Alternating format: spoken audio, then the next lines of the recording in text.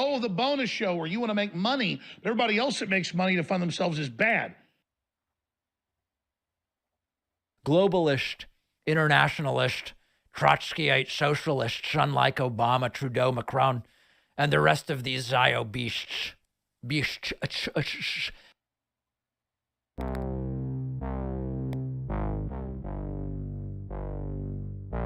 Trump was doing this with his personal toilet. But sinks, toilets, and showers. Elements of bathrooms. 10 times, 15 times. Elements of bathrooms. We're looking very strongly at sinks and showers. Elements of bathrooms. 10 times, 15 times. Elements of bathrooms. What on earth is going on with Trump and toilets? Trump's White House toilet would be clogged with documents that Donald Trump was flushing down the toilet. Is this the explanation? Is this the explanation? Big massive dumps. Elements of bathrooms. 10 times, 15 Trump was doing this with his personal toilet. Elements of bathrooms. and showers. Big massive dumps. Elements of bathrooms. Duty. 10 times, 15 times. Not me, Elements of bathrooms. God bless the United States. Thank you very much. Elements of bathrooms. If there is anything that needs to be satirized and remixed, it is Trump talking about massive dumps. And by the way, extra points, if you can sample Trump saying massive dumps and me talking about it in a song, please do it.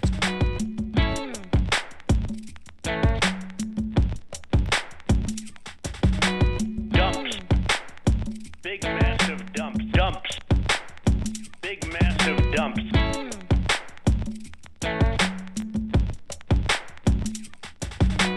Dumps. Dumps. Dumps. Dumps. Dumps. Dumps. Dumps. Dumps. Dumps. Dump. Big massive dumps. Dumps. Dumps. Sir, you just Dumps. Big massive dumps. Donald Trump insisted multiple times that it was massive dumps that led him to lose the election, which is just On another level. On another level. Dumps. Dumps. Sir, you just Dumps. Big massive dumps. Dumps. Sir, you just Dumps. Big massive dump. You turn the faucet on in areas where there's tremendous amounts of water, where the water rushes out to sea, because you could have people are flushing toilets 10 times, 15 times, as opposed to once. Dumps. Sir, you just Dumps. Big massive dumps. Dumps. what is going on here? What is going on here? It's just beyond parody. I mean, massive dumps cost him the election. What is going on here? What is going on here? It's just beyond parody. I mean, massive dumps cost him the election. What is going on here? Dumps. Look at those eyes, man. That dude is gone, ladies and gentlemen. Alex Jones is now very, very upset with me. Look at that. That is a frickin' predator right there. Who thinks he's smarter than you, thinks he's better than you, and he's gonna beat you. Pac-Man never talked to the New World Order, because Pac-Man's a loser. Pac-Man's a loser. He's not a knight at the round table. That's true. I'm not a knight at the round. That actually is accurate. That dude is gone, ladies and gentlemen. Pac-Man. If I was telling my children who not to be, it's Pac-Man. Man's a loser. Smarter than you. Thinks he's better than you. He's gonna beat you. The evil's growing, it's coming. What you asked for is now at the door, scratching. So open the door and prepare to meet your destiny. Pac-Man's a loser. Man's a loser. That is a frickin' predator right there. Who thinks he's smarter than you, thinks he's better than you, and he's gonna beat you. Uh-oh. Mangoes? My bag of mangoes. Uh-oh. I love mangoes too. 9 cents. Okay. Now that we are up under a Biden's regime, my bag of mangoes now costs $11.99. That seems like a pretty good deal. A bag of mangoes. Aren't mangoes like $3 each? That's it. I want what, $8 or $11. That sounds good. The American people alive. And highway robbery is what you're doing. Bring my mangoes back down. My bag of mangoes. My bag of mangoes. Mangoes? My bag of mangoes. Bring my mangoes back down. Raise the price of fruit. Don't raise the price of fruit. Don't raise the price of fruit. Bring my mangoes back down. The Wisconsin crowd identified with the mangoes. Disproportionately affected the American people. Those who want me to be healthy, healthy. Those who want me to be healthy. It's highway robbery is what you're doing. Don't raise the price of fruit. Don't raise the price of fruit. Don't raise the price of fruit. Don't raise the price of fruit. Mangoes? Well, welcome everybody. We have major breaking news today. We have finally figured out the third element of the bathroom. You've got your sink, you've got your shower, and then there's that third element. And we have figured out finally exactly what it is. No, we have an emergency last minute January 6th committee hearing starting in mere moments. The expectation is that the former aide to White House Chief of Staff Mark Meadows is going to testify. She's got the goods. She's the one who, I believe, if I recall, actually, let's just look at it. I have an article. Instead of me just making stuff up, which is most of the show is me making stuff up. Let's look at something. Meadows' aide will testify. Beautiful. Cassidy Hutchinson, aide to Mark Meadows, witness to many critical events and conversations, is expected to testify today. She's already been interviewed. Video clips have been featured. Her live testimony would be a significant moment, as she has long been considered one of the most consequential witnesses due to the proximity to former President Donald Trump's then White House Chief of Staff. She is presumably going to make headlines in this hearing. Let's not even guess about what it is, other than to remember that she is aware of people who were asking for pardons. She is aware of so many different things. And we are going to hear from her in 20 minutes. So this is an absolutely explosive day. I'm so glad to have people here with us today. And I anticipate many important elements to be presented at the hearings. Let me make sure I don't fall behind on thanking so many great people, including people re-upping Twitch Prime subscriptions: Hersafat, Elevated Disc Golf, Brain Matter, Multi-Beast, Jay Tandaway just gifted 5, Glitteriest Lady Dread, Marjorie, My Bag of Mangoes, Silky Girl, Jen Here, Dirt Nap, Billy Carpenter, Jen Here again, as well as Weather Boxer, Shot X Thomas, Jen Here. That puts us at 16.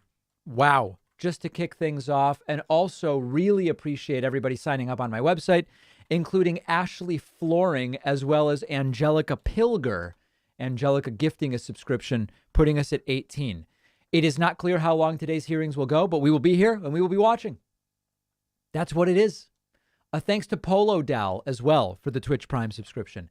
Let me know via Super Chat, how consequential do you expect today's last minute hearing to be? I believe it will be. Oh, hold on. Here's the moment about the pardon. Mr. Brooks, I know both advocated for there to be a blanket pardon for members involved in that meeting and a handful of other members that weren't at the December 21st meeting as the preemptive pardons. Mr. Gates was personally pushing for a pardon. That was the big blockbuster, which we covered yesterday. For some reason that is unclear to us, Gates was desperate for a pardon before the Trump riots, which makes us wonder what would have made him want the pardon so early on. Thanks, Savvy Lemons, for the Twitch Prime subscription. Ben Hubert says, David, really glad you're back, sir. I hope you, the baby, and especially your girlfriend and fiance are doing well. My girlfriend's doing really well. My fiance is recovering currently. So, everybody, different status for everybody. That's a joke, by the way. She can corroborate big, massive dumps at the White House and toilets flushing 10 times, 15 times with incriminating evidence against Trump. Well said. Well said. Thanks to Andrew Kravetsky, who just signed up at joinpacman.com. Today's coupon code, folks, is indict. Now, do I have to explain today's coupon code? I hope that I don't. Is indict a clear enough coupon code that we can skip the explanation? Like with Obama, I would explain and I would go, well, this is the source of Obama. It doesn't win. Your Second Amendment's going to be in trouble. Big trouble. Remember that.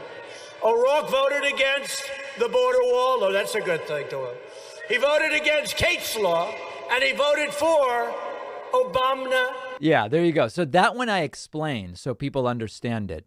But I feel like indict is just so obvious in its meaning. I don't think I need an explanation for that. Let's look at a couple different things as we stand by here. Now you might be saying like, David, this must be months old. No, yesterday there was another Arizona forensic audit presentation, and election fraud conspiracy theorist Jovan Pulitzer says there is no queue. When the conspiracy theorists are not on the same page, I love it. You don't address it, nothing's going to stop it. What is going to stop it? This room. There is no queue. Uh-oh. I'm sorry, folks. It's just a way to make you stand down and not do anything and get yourself on a list. Nobody's coming to save you except you. That's right. There's no military coming to save you except you. Right.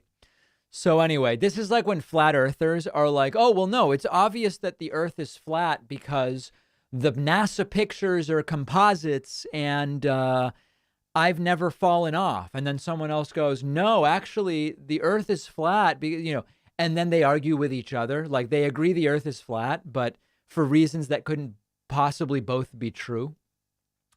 Yes, I'm covering the Carrie Lake drag queens fiasco on today's podcast. That is absolutely happening.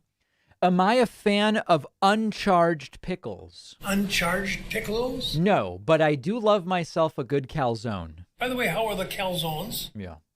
Now that we're up under Avelito's regime, we're looking very strongly at forming a new pack for progressive candidates in the next few weeks. All right, very exciting news, Haley. Thank you. And now she can corroborate what a grudge-ridden Ron Johnson claims. Plus, Ghislaine Maxwell getting sentenced today as well. What a day. Oh, when is the Ghislaine Maxwell sentencing? That sounds like an interesting thing to cover as well. Ghislaine Maxwell. Oh, hold on. Is it happening right now? Sentencing. Wow. It appears that the sentencing is imminent, so we're going to have to cover that as well. Wow. Okay. Big news day. That's absolutely for sure. So we'll try to cover all of it. Other super chats coming in. Do you think other rights such as gay marriage are in danger? And if so, what does that mean for those currently married? Yeah, I've already said it. I've been saying it for months. Now Clarence Thomas actually wrote it. Now all of a sudden everybody believes me. Of course they're coming for more. Sir, your girlfriend is okay with telling us elements of her medical, or is she up in the air? Wanted to make sure she's okay with it. Yeah, no, elements of medical are a big thing. Elements of medical. Yep, that's a big deal. When can we expect another Stephen Kenneth Destiny II? Always a fan of your collabs. Love your covering this. Glad girlfriend's recovering. Take care, David. Much love. Yeah, I'm willing to talk to Stephen Kenneth Destiny Bennell II anytime he wants. Obama has gotten me through some hard days. It never gets old. Obama. I know. Love the show, Pacman, sir. Can you give a shout out to my boys Eric and Roland, who are also watching your stream? Absolutely, Scott. Eric and Roland, welcome. Globalist. No. That's a little bit below the belt. We're not going globalist on them. Thanks to Radacopter, Montelius, and NZN8 for the Twitch Prime subscriptions, putting us at 24 today. Also want to say thanks to Alexander Gutzi for the for the website subscription, and Jody Bundrick gifting one. That's numbers 25 and 26. Folks, we have a coupon code. It's barely legal. Only because the January 6th committee is tied up with more important things is this code indict going under the radar. Otherwise, it would be donezo. How long until interracial marriage becomes a political issue again? Yeah, I think interracial marriage is pretty far down the line, but a federal ban on abortion is something they would love. Undoing gay marriage is something that they would love. There's a lot of different things here that they would love to hit. All right, so we did this. Here's Rudy Giuliani. Rudy Giuliani was tapped on the back at a ShopRite, and Rudy is claiming basically that he was almost murdered. It's pretty wild. Check this out. This was Rudy speaking out on the street somewhere. Yeah, he hit me hard enough to knock me forward about like this. Now, I'm 78 years old. No, I'm in good shape for 78. But there are a lot of people 78-year-old that are not. Right. They could have gone right down. You know, elderly people die mostly from falls.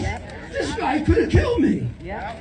If I were a weak 78-year-old, I might not be here today. Right.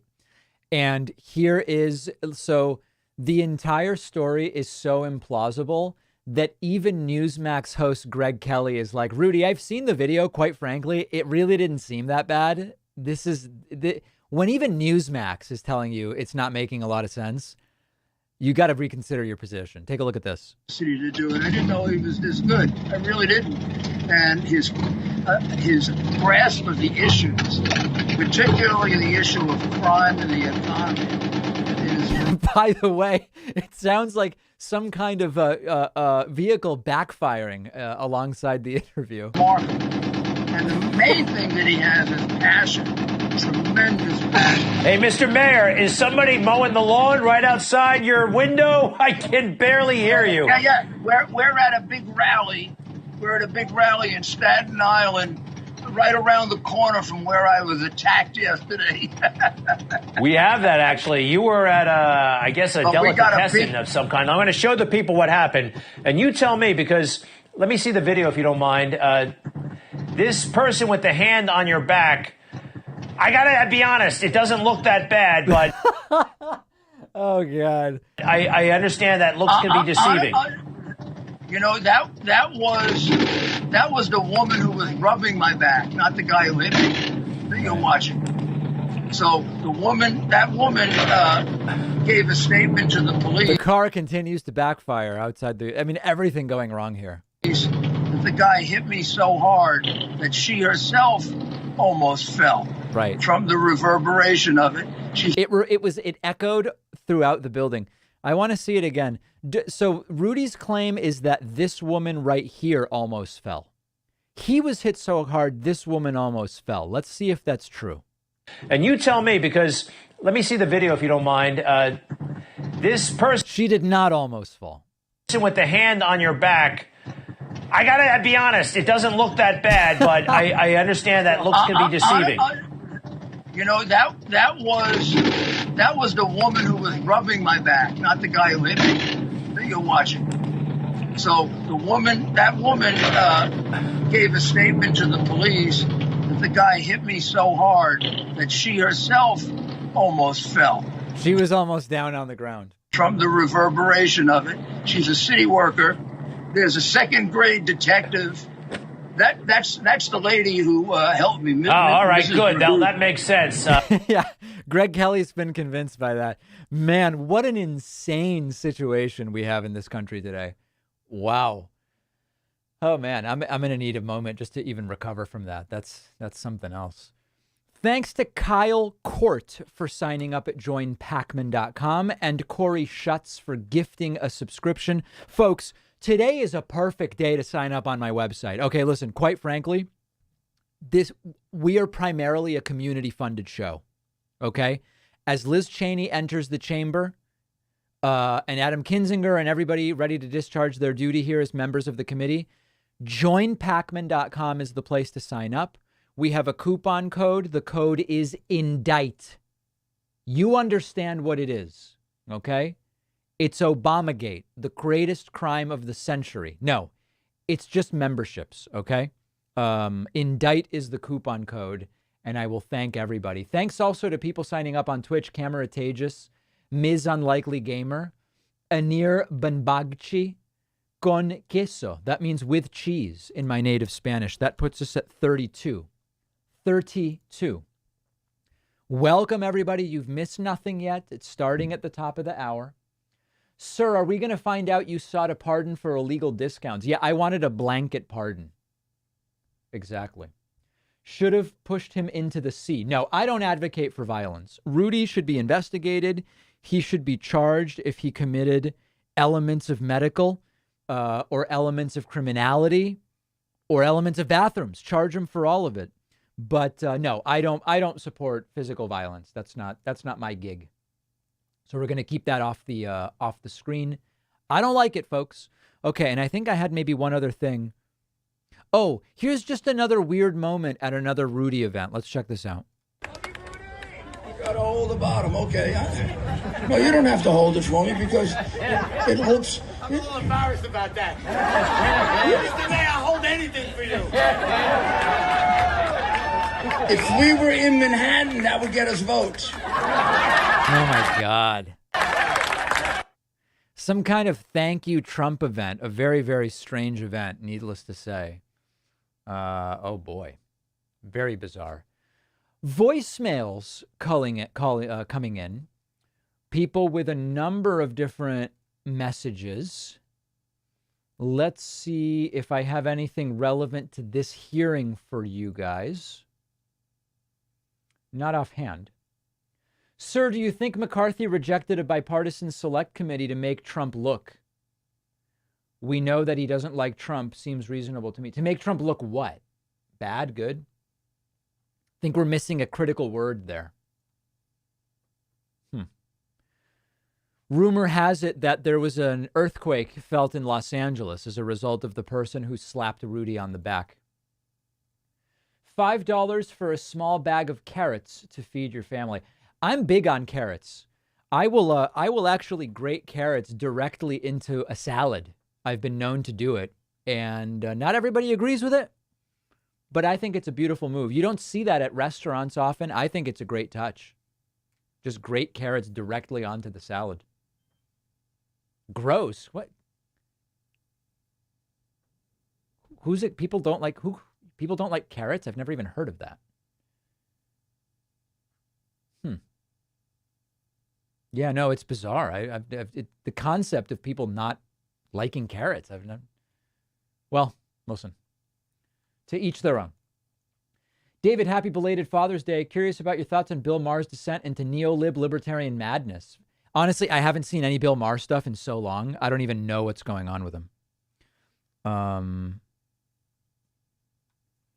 Which indictment for Trump is likely? From Merrick Garland, Manhattan, or Georgia? If you said I just have to pick one, I think the Georgia indictment is the most likely Trump indictment. What do you guys think in the chat? Let me know. I think that one is by far the most likely.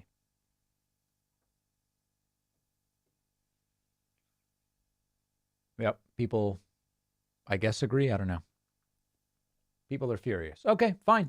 People can be furious. That's fine. You're allowed. It's not a big deal. Thanks to C. Missile and Koyani for the Twitch Prime subscriptions, numbers 33 and 34. Today's coupon code is indict.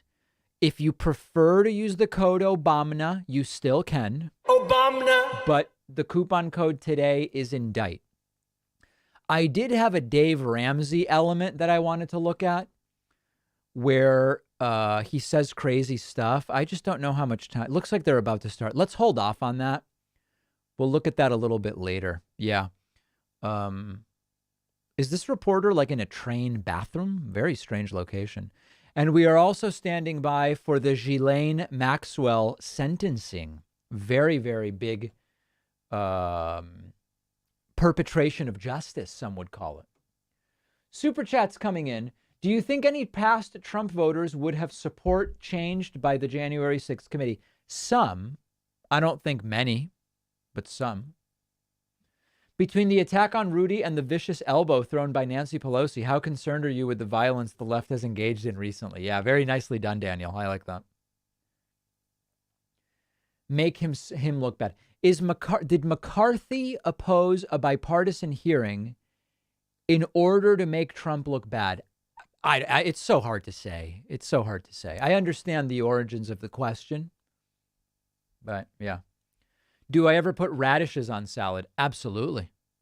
Absolutely. I grew my own radishes, sliced them up. It's a beautiful thing. I want to say thanks to Justin McKinley. Excuse me. Need a sip of water.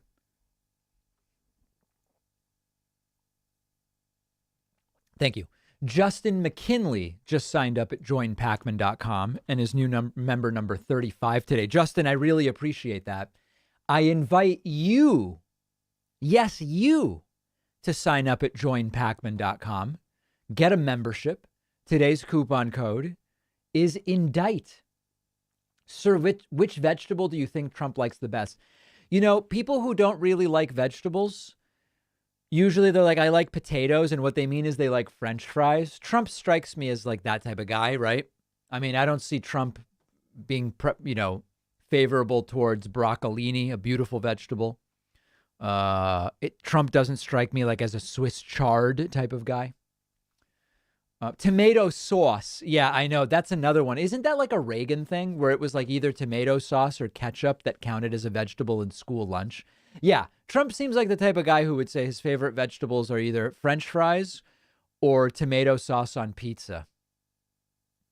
No, I'm not vegetarian. Felicidades, David, and welcome back. The rest of the world is deeply concerned for America. I speak on behalf of the world. Indeed. Indeed. Check out Daily Show's Jordan Klepper showing January 6 footage to MAGA people at Trump rallies. That sounds interesting. I'll look for that during the hearing.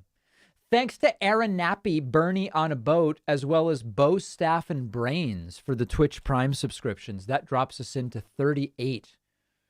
An extraordinary number.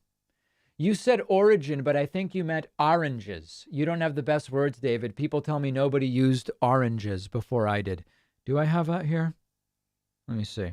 Take a look at the oranges of the investigation. Exactly. We will do it. Do you think the outcome of the committee will reflect much in Europe? No. I do not.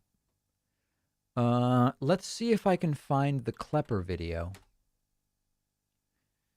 Klepper riot? I don't even know how to search for it. Let's see.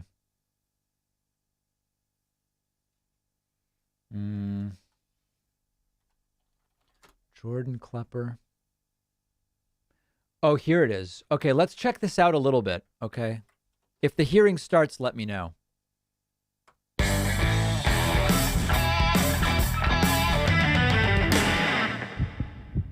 Last weekend, the Trump Freedom Tour, comprised of Don, his son, and a caravan of folks looking for book deals, headed to Mississippi, and I was curious who was shelling out the $9,000 to $4,000 for a ticket to see the show.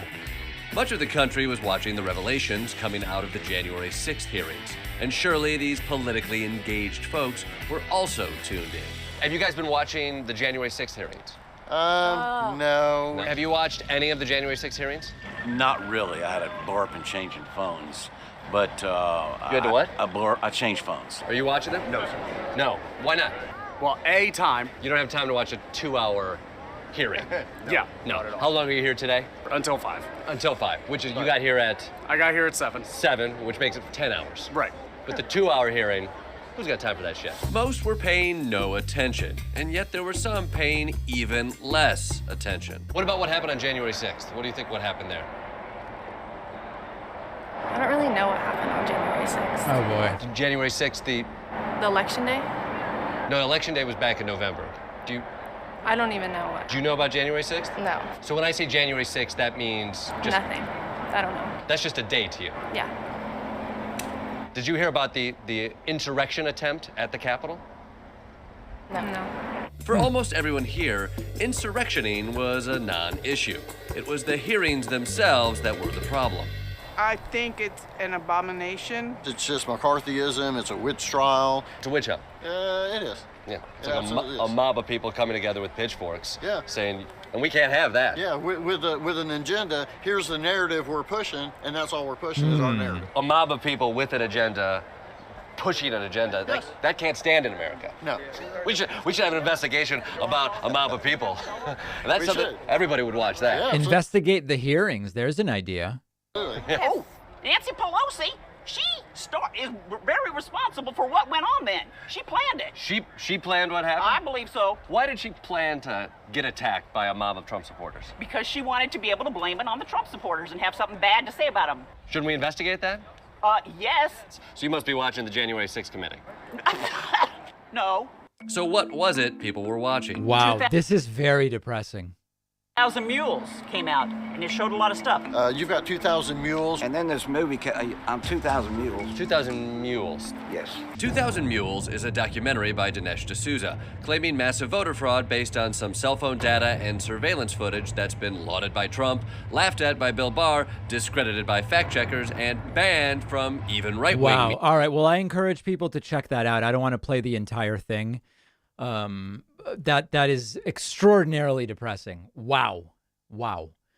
Okay, we are moments away from the start of today's hearings, and that's a really great thing because I'm as curious as all of you to hear about what Ms. Hutchinson is going to be saying.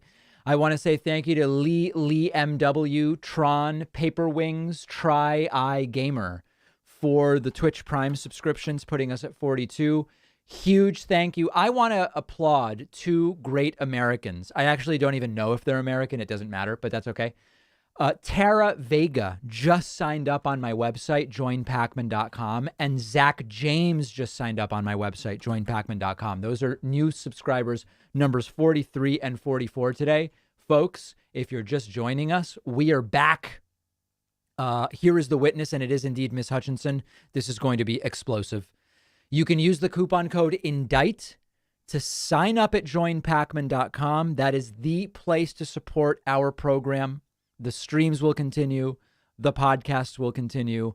This hearing is going to be something else, I believe. And we are moments away from the start. Reached out for pardons after the 6th. She was also reportedly the source who... Okay. To Regulation 10. The chair announces the committee's approval to release the deposition material presented during this hearing. Good afternoon. In our hearings over the previous weeks, the Select Committee has laid out the details of a multi-part pressure campaign driven by the former president aimed at overturning the results of the 2020 presidential election and blocking the transfer of power. We've shown that this effort was based on a lie that the election was stolen, tainted by widespread fraud, Donald Trump's big lie.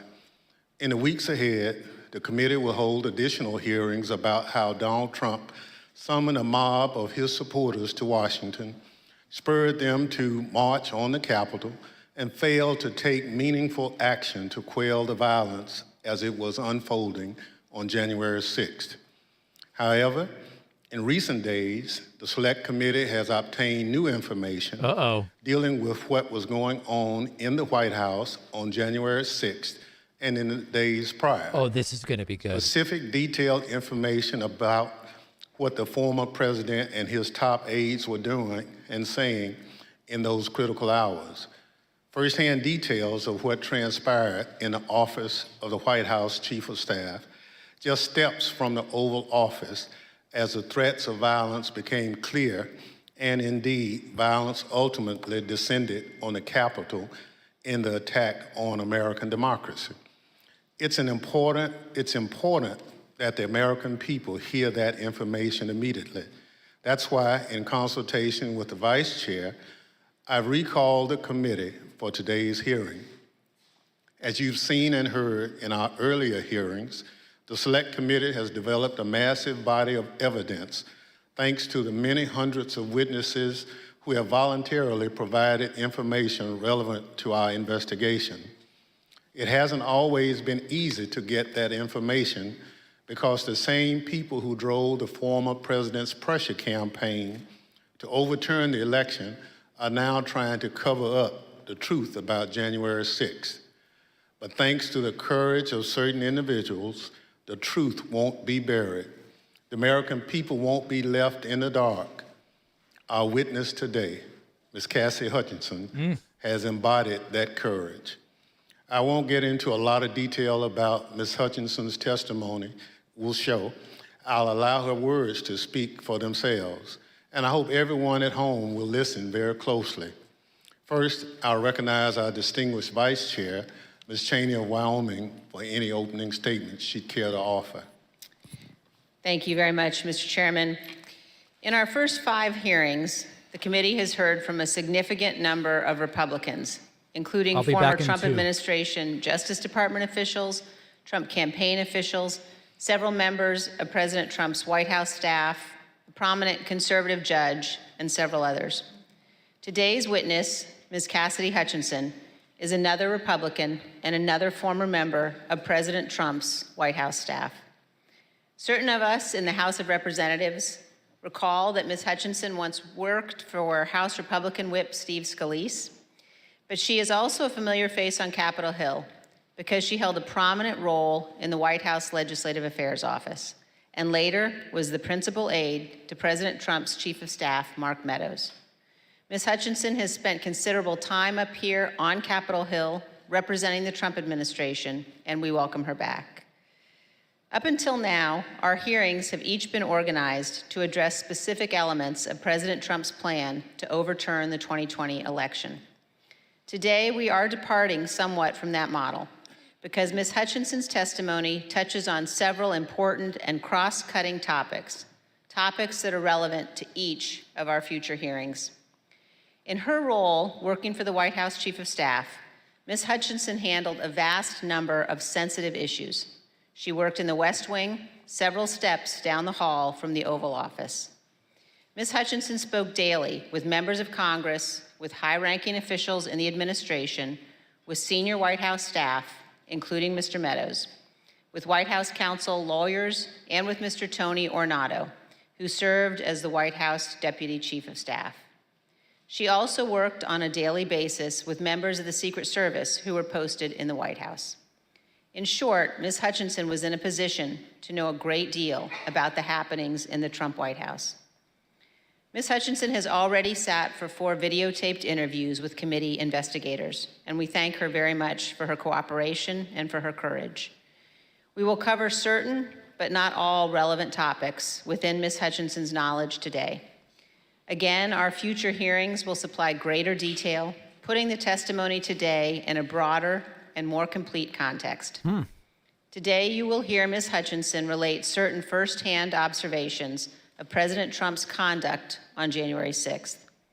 You will also hear new information regarding the actions and statements of Mr. Trump's senior advisors that day, including his Chief of Staff, Mark Meadows, and his White House counsel. And we will begin to examine evidence bearing on what President Trump and members of the White House staff knew about the prospect for violence on January 6th, even before that violence began.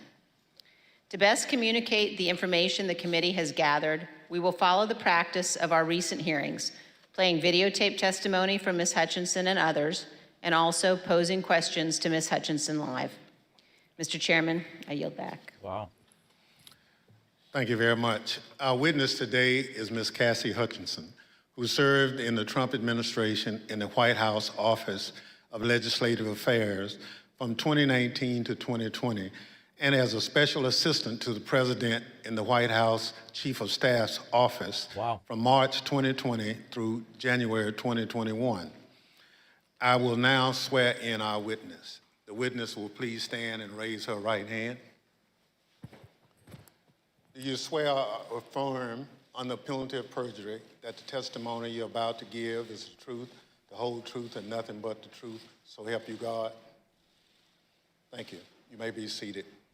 How soon does Trump post a troth about her? Let the record reflect the witness answered in the affirmative.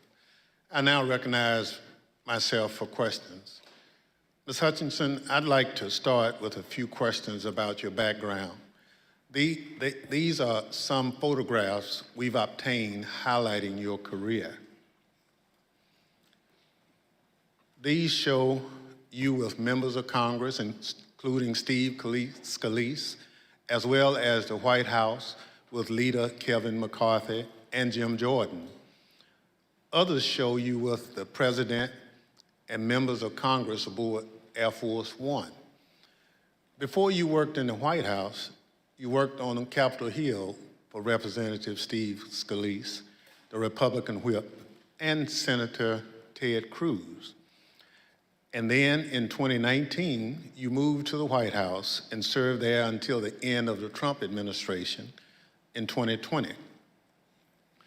When you started at the White House, you served in the Office of Legislative Affairs.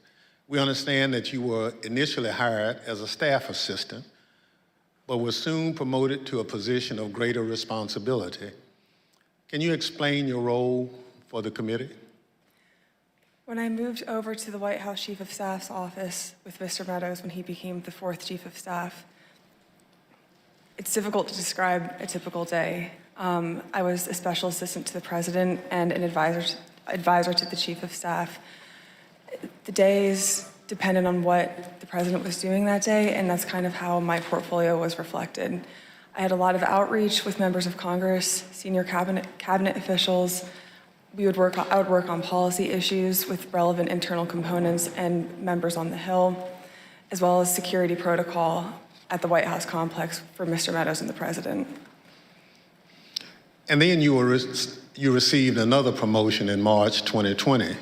At that time, you became the principal aide to the new White House Chief of Staff, Mark Meadows. Is that right? That's correct, sir. What did a typical day look like for you in your work with Mr. Meadows? It varied with what was going on. We spent a lot of time on the Hill. I spent time on the Hill independently too, as I was his liaison for Capitol Hill.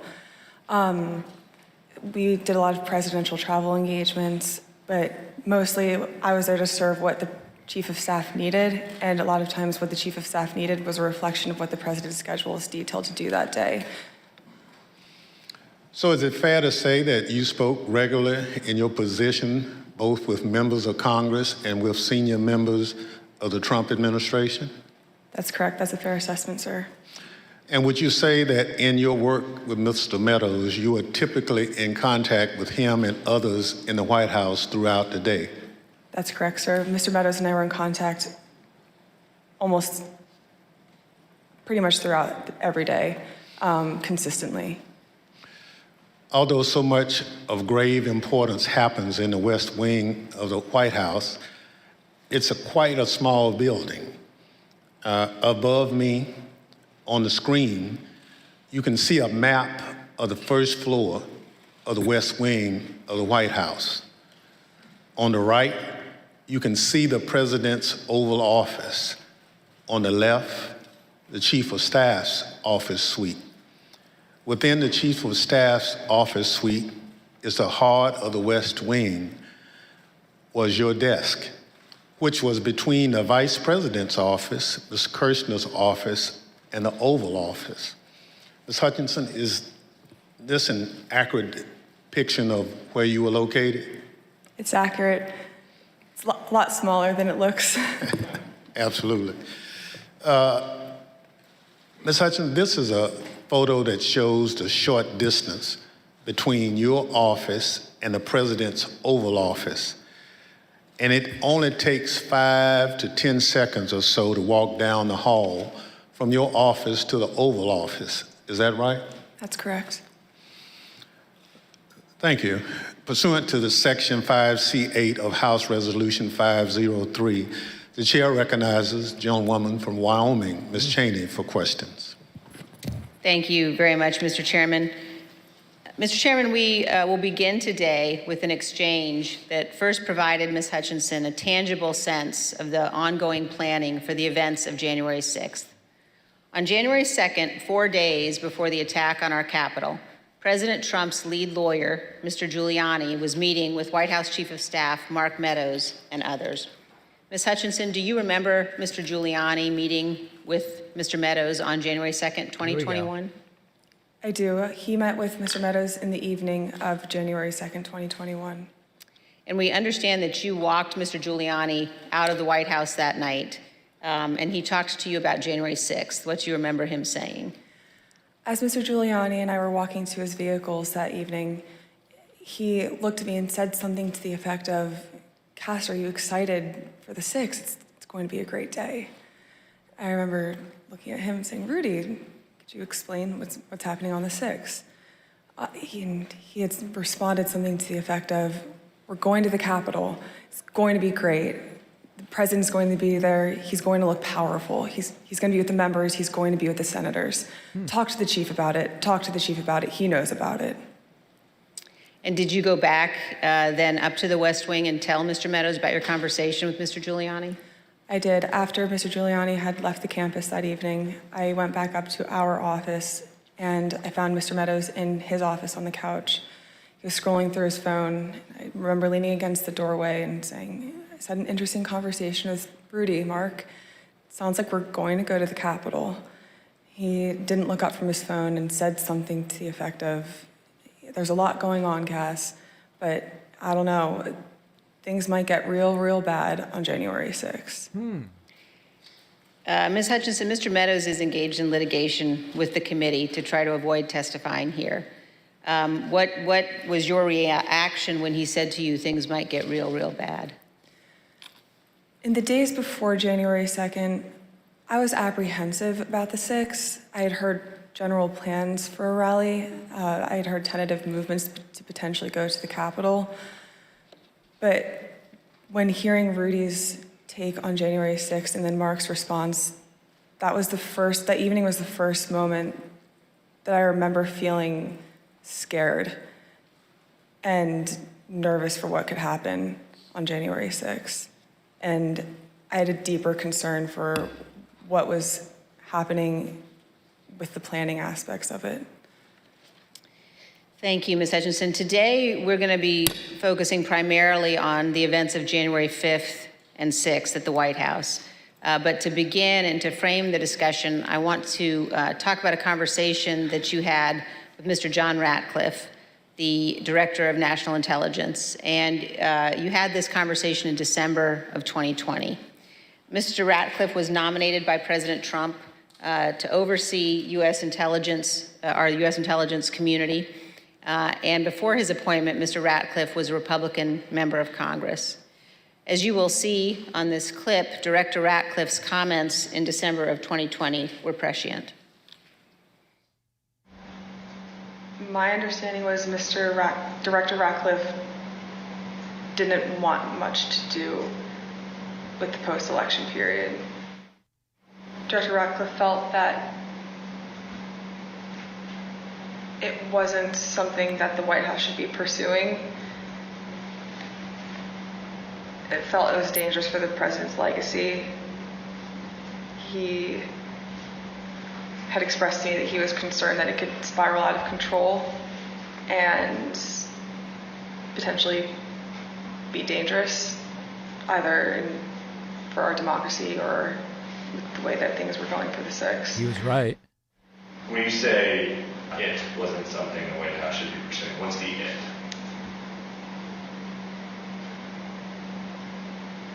Trying to fight the results of the election, finding missing ballots, pressuring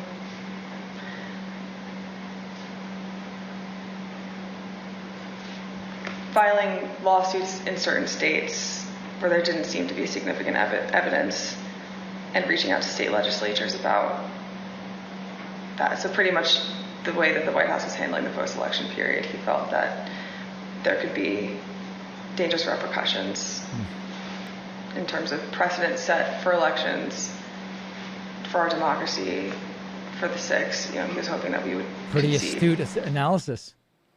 So, Ms. Hutchinson, now we're going to turn to certain information that was available before January 4th and what the Trump administration and the president knew about the potential for violence before January 6th. On the screen, you will see an email received by Acting Deputy Attorney General Donahue on January 4th from the National Security Division of the Department of Justice.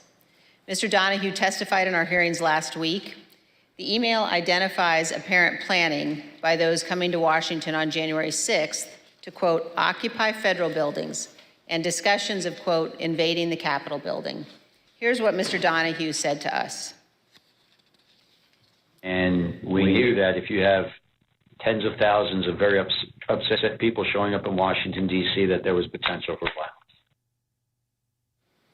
The U.S. Secret Service was looking at similar information and watching the planned demonstrations. In fact, their intelligence division sent several emails to White House personnel like Deputy Chief of Staff Tony Ornato and the head of the President's Protective Detail, Robert Engel, including certain materials listing. It sounds like everybody knew it was likely going to get violent at least days, if not weeks ahead of time. Planned demonstrations, including information regarding the Proud Boys organizing and planning to attend events on January 6th. Although Ms. Hutchinson has no detailed knowledge of any planning involving the Proud Boys for January 6th, she did note this. I recall hearing the word Oath Keeper and hearing the word Proud Boys closer to the planning of the January 6th rally when Mr. Giuliani would be around. On January 3rd, the Capitol Police issued a special event assessment. In that document, the Capitol Police noted that the Proud Boys and other groups planned to be in Washington, D.C. on January 6th and indicated that, quote, unlike previous post-election protests, the targets of the pro-Trump supporters are not necessarily the counter-protesters as they were previously, but rather Congress itself is the target on the 6th.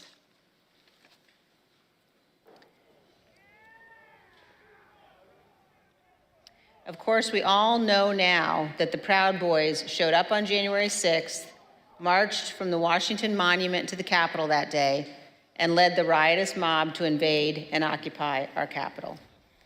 Ms. Hutchinson, I want to play you a clip of one of our meetings when you described a call on January 4th that you received from National Security Advisor Robert O'Brien on the same topic, potential violence on January 6th.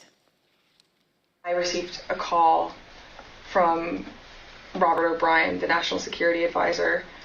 He had asked if he could speak with Mr. Meadows about potential words of violence that he was hearing that were potentially going to happen on the Hill on January 6th. I had asked if he had connected with Tony Ornato because Tony Ornato had a conversation with him, with Mark, about that topic. Robert had said, I'll talk to Tony, and then I don't know if Robert ever connected with Mark about the issue. Ms. Hutchinson, can you describe for us Mr. Ornato's responsibilities as Deputy Chief of Staff? The Deputy Chief of Staff position at the White House for operations is arguably one of the most important positions that somebody can hold. They're in charge of all security protocol for the campus and all presidential protectees, primarily the president and the first family, but anything that requires security for any individual that has presidential protection, so the Chief of Staff or the National Security Advisor, as well as the Vice President's team too. Tony would oversee all of that, and he was the conduit for security protocol between White House staff and the United States Secret Service. Thank you. And you also described a brief meeting between Mr. Ornato and Mr. Meadows on the potential for violence. The meeting was on January 4th. They were talking about the potential for violence on January 6th. Let's listen to a clip of that testimony. I remember Mr. Ornato had talked to him about intelligence reports. I just remember Mr. Ornato coming in and saying that we had intel reports saying that there could potentially be violence on the 6th. You also told us about reports of violence and weapons that the Secret Service were receiving on the night of January 5th and throughout the day on January 6th. Is that correct? That's correct. There are reports that police in Washington, D.C. had arrested several people with firearms or ammunition following a separate pro-Trump rally in Freedom Plaza on the evening of January 5th. Are those some of the reports that you recall hearing about? They are. Of course, the world now knows that the people who attacked the Capitol on January 6th had many different types of weapons. When a president speaks, the Secret Service typically requires those attending to pass through metal detectors, known as magnetometers, or MAGs for short. The Select Committee has learned that people who willingly entered the enclosed area for President Trump's speech were screened so they could attend the rally at the Ellipse. They had weapons and other items that were confiscated: pepper spray, knives, brass knuckles, tasers, body armor, gas masks, batons, blunt weapons. And those were just from the people who chose to go through the security for the president's event on the Ellipse. Wow. Not the several thousand members of the crowd who refused to go through the MAGs and watched from the lawn near the Washington Monument. The Select Committee has learned about reports from outside the magnetometers and has obtained police radio transmissions identifying individuals with firearms, including AR-15s, near the Ellipse on the morning of January 6th. The Trump supporters have been saying nobody had weapons. There's an individual who's in a tree. He's going to be a white male, about 6 feet tall, thin build, brown cowboy boots. He's got blue jeans and a blue jean jacket, and underneath the blue jean jacket, the complainants both saw a stock of an AR-15. He's going to be with a group of individuals, about five to eight other individuals. Two of the individuals in that group at the base of the tree near the porta potties were wearing green fatigues, green olive drab style fatigues, about 5'8", 5'9", skinny white males, brown cowboy boots. They had Glock style pistols in their waistband. 8736 with the message that subject weapon on his right hip. After that, he's in the tree. Motor 1, make sure PPD knows they have an elevated threat in the tree south side of Constitution Avenue. Look for the "Don't Tread on Me" flag, American flag face mask, cowboy boots, weapon on the right side hip. I got 3 men walking down the street in fatigue while carrying AR-15s. Copy at 14th and Independence. Now, that's a crime in D.C., right? Just to even be there with those weapons, isn't it? At 14th and Independence.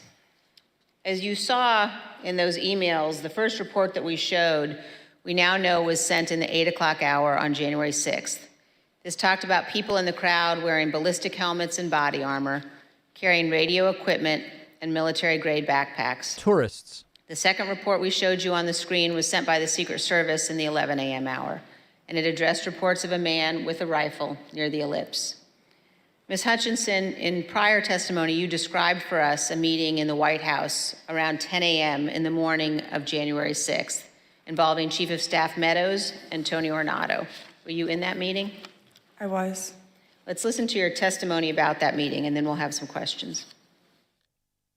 I think the last time we talked, you mentioned that some of the weapons that people had at the rally included flagpoles, oversized sticks or flagpoles, bear spray.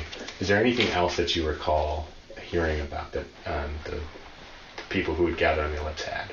I recall Tony and I having a conversation with Mark probably around 10 a.m., 10:15 a.m., where I remember Tony mentioning knives, guns in the form of pistols and rifles, bear spray, body armor, spears, and flagpoles.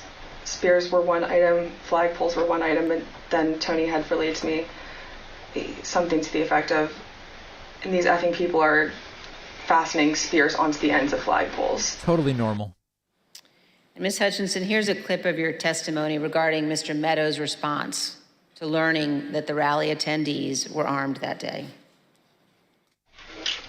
What was Mark's reaction, Mr. Meadows' reaction to this list of weapons that people had in the crowd?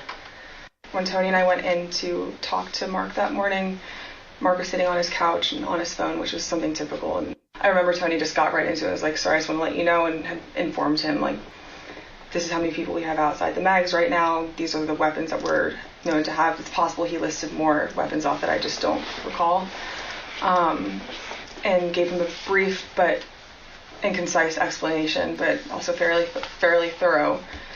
And I remember distinctly Mark not looking up from his phone.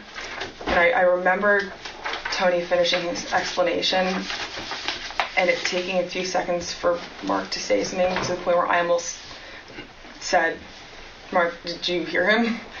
And then Mark chimed in and was like, "All right, anything else?" Still looking down at his phone. And Tony looked at me and I looked at Tony and Tony said, "No, sir, do you have any questions?" He's like, "What are you hearing?" And I looked at Tony and I was like, "Sir, he just told you about what was happening down at the rallies." And he was like, yeah, I know. And then he looked up and said, "Have you talked to the president?" And Tony said, "Yes, sir, he's aware too." And he said, "All right, good." He asked Tony if Tony had informed the president. Yes. And Tony said, yes, he had.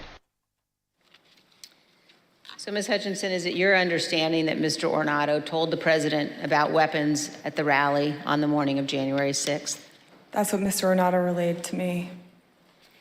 And here's how you characterize Mr. Meadows' general response when people raised concerns about what could happen on January 6th. So at the time, in the days leading up to the 6th, there were lots of public reports about how things might go bad on the 6th, even the potential for violence.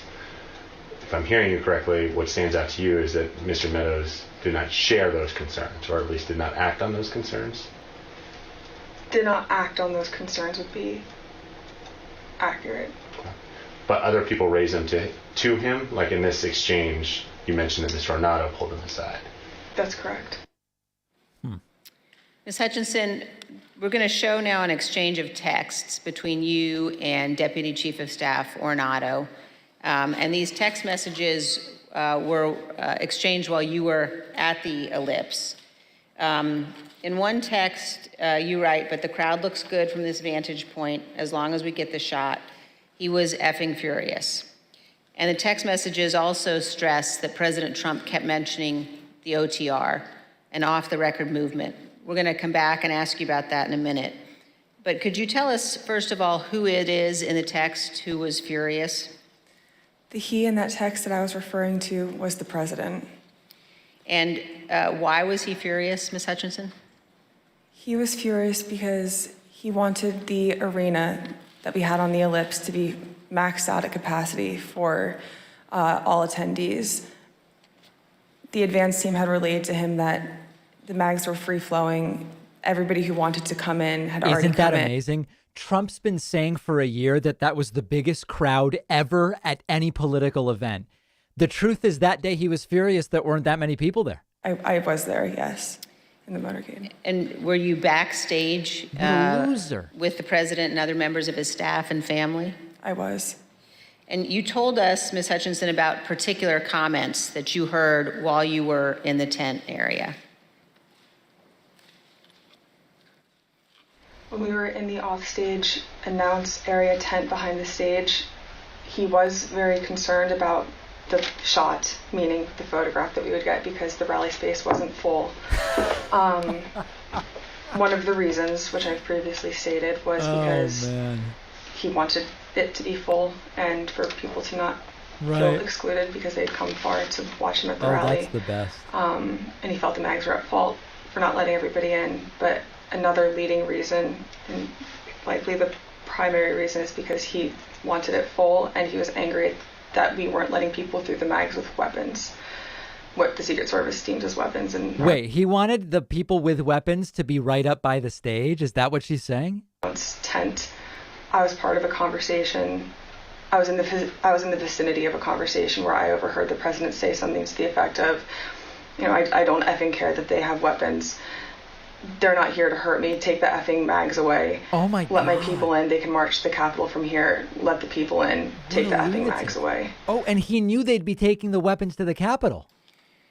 Just to be clear, Ms. Hutchinson, is it your understanding that the president wanted to take the mags away and said that the armed individuals were not there to hurt him? That's a fair assessment. The issue wasn't with the amount of space available in the official rally area only, but instead that people did not want to have to go through the mags. Let's listen to a portion of what you told us about that. Wow. In this particular instance, it wasn't the capacity of our space, it was the mags and the people that didn't want to come through. And that's what Tony had been trying to relay to him that morning. You know, it's not the issues that we encountered on the campaign. We have enough space, or they don't want to come in right now. They have weapons that they don't want confiscated by the Secret Service, and they're fine on the mall. They can see you on the mall, and they want to march straight to the Capitol from the mall. The president apparently wanted all attendees inside the official rally space and repeatedly said, quote, "They're not here to hurt me." And just to be clear, so he was told again in that conversation, or was he told again in that conversation that people couldn't come through the mags because they had weapons? Correct. And that people, and his response was to say they can march to the Capitol from the ellipse. Something to the effect of, take the effing mags away. They're not here to hurt me. Let them in. Let my people in. They can march to the Capitol after the rally's over. They can march from the ellipse. Take the effing mags away. Then they can march to the Capitol. Wow. Ms. Hutchinson, what we saw when those clips were playing were photos provided by the National Archives showing the president in the offstage tent before his speech on the ellipse. You were in some of those photos as well. And I just want to confirm that that is when you heard the president say the people with weapons weren't there to hurt him and that he wanted the Secret Service to remove the magnetometers. That's correct. In the photos that you displayed, we were standing towards the front of the tent with the TVs, really close to where he would walk out to go onto the stage. These conversations happened 2 to 3 minutes before he took the stage that morning. Let's reflect on that for a moment. President Trump was aware that a number of the individuals in the crowd had weapons and were wearing body armor. And here's what President Trump instructed the crowd to do. We're going to walk down, and I'll be there with you. We're going to walk down. We're going to walk down anyone you want, but I think right here we're going to walk down to the Capitol. And we will ban And the crowd, as we men. know, did proceed to the Capitol. It soon became apparent to the Secret Service, including the Secret Service teams in the crowd, along with White House staff, that security at the Capitol would not be sufficient. I'd had 2 or 3 phone conversations with Mr. Ornato when we were at the ellipse, and then I had 4 men on Mr. Meadows' detail with me in between those individuals and then a few other the bodies on the ground, just the Secret Service doing advance. They were getting notifications through their radios, and Mr. Ornato in one phone conversation had called me and said, make sure the chief knows that they're getting closer to the Capitol. It's they're having trouble stacking bodies. And Ms. Hutchinson, when you said they were having trouble stacking bodies, did you mean that law enforcement at the Capitol needed more people to defend the Capitol from the rioters? It was becoming clear to us and to the Secret Service that Capitol police officers were getting overrun at the security barricades outside of the Capitol building, and they were short people to defend the building against the rioters. And you mentioned that Mr. Ornato was conveying this to you because he wanted you to tell Mr. Meadows. So did you tell Mr. Meadows that people were getting closer to the Capitol and that Capitol Police was having difficulty? After I had the conversation with Mr. Meadows, after I had the conversation with Mr. Ornato, I went to have the discussion with Mr. Meadows. He was in a secure vehicle at the time making a call. So when I had gone over to the car, I went to open the door to let him know, and he had immediately shut it. I don't know who he was speaking with. It wasn't something that he regularly did, especially when I would go over to give him information. So I was a bit taken aback, but I didn't think much of it, and thinking that I would be able to have the conversation with him a few moments later. And were you able to have that conversation a few moments later? Probably about 20 to 25 minutes later. There was another period in between where he shut the door again. And then when he finally got out of the vehicle, we had the conversation. But at that point, there was a backlog of information that he should have been made aware of.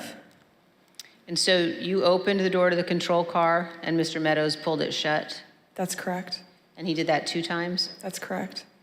And when you finally were able to give Mr. Meadows the information about the violence at the Capitol, what was his reaction?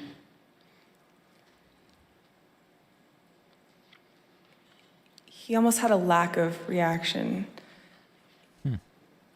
I remember him saying, all right, something to the effect of, how much longer does the president have left in his speech? Again, much of this information about the potential for violence was known or learned before the onset of the violence, early enough for President Trump to take steps to prevent it. He could, for example, have urged the crowd at the Ellipse not to march to the Capitol. He could have condemned the violence immediately once it began, or he could have taken multiple other steps. But as we will see today and in later hearings, President Trump had something else in mind. One other question at this point, Ms. Hutchinson, were you aware of concerns that White House counsel Pat Cipollone or Eric Hirschman had about the language President Trump used in his Ellipse speech? There were many discussions the morning of the 6th about the rhetoric of the speech that day. In my conversations with Mr. Hirschman, he had relayed that we would be foolish to include language that had been included at the president's request, which had lines along to the effect of, fight for Trump, we're gonna march to the Capitol, I'll be there with you, fight for me, fight for what we're doing, fight for the movement. Things about the vice president at the time too.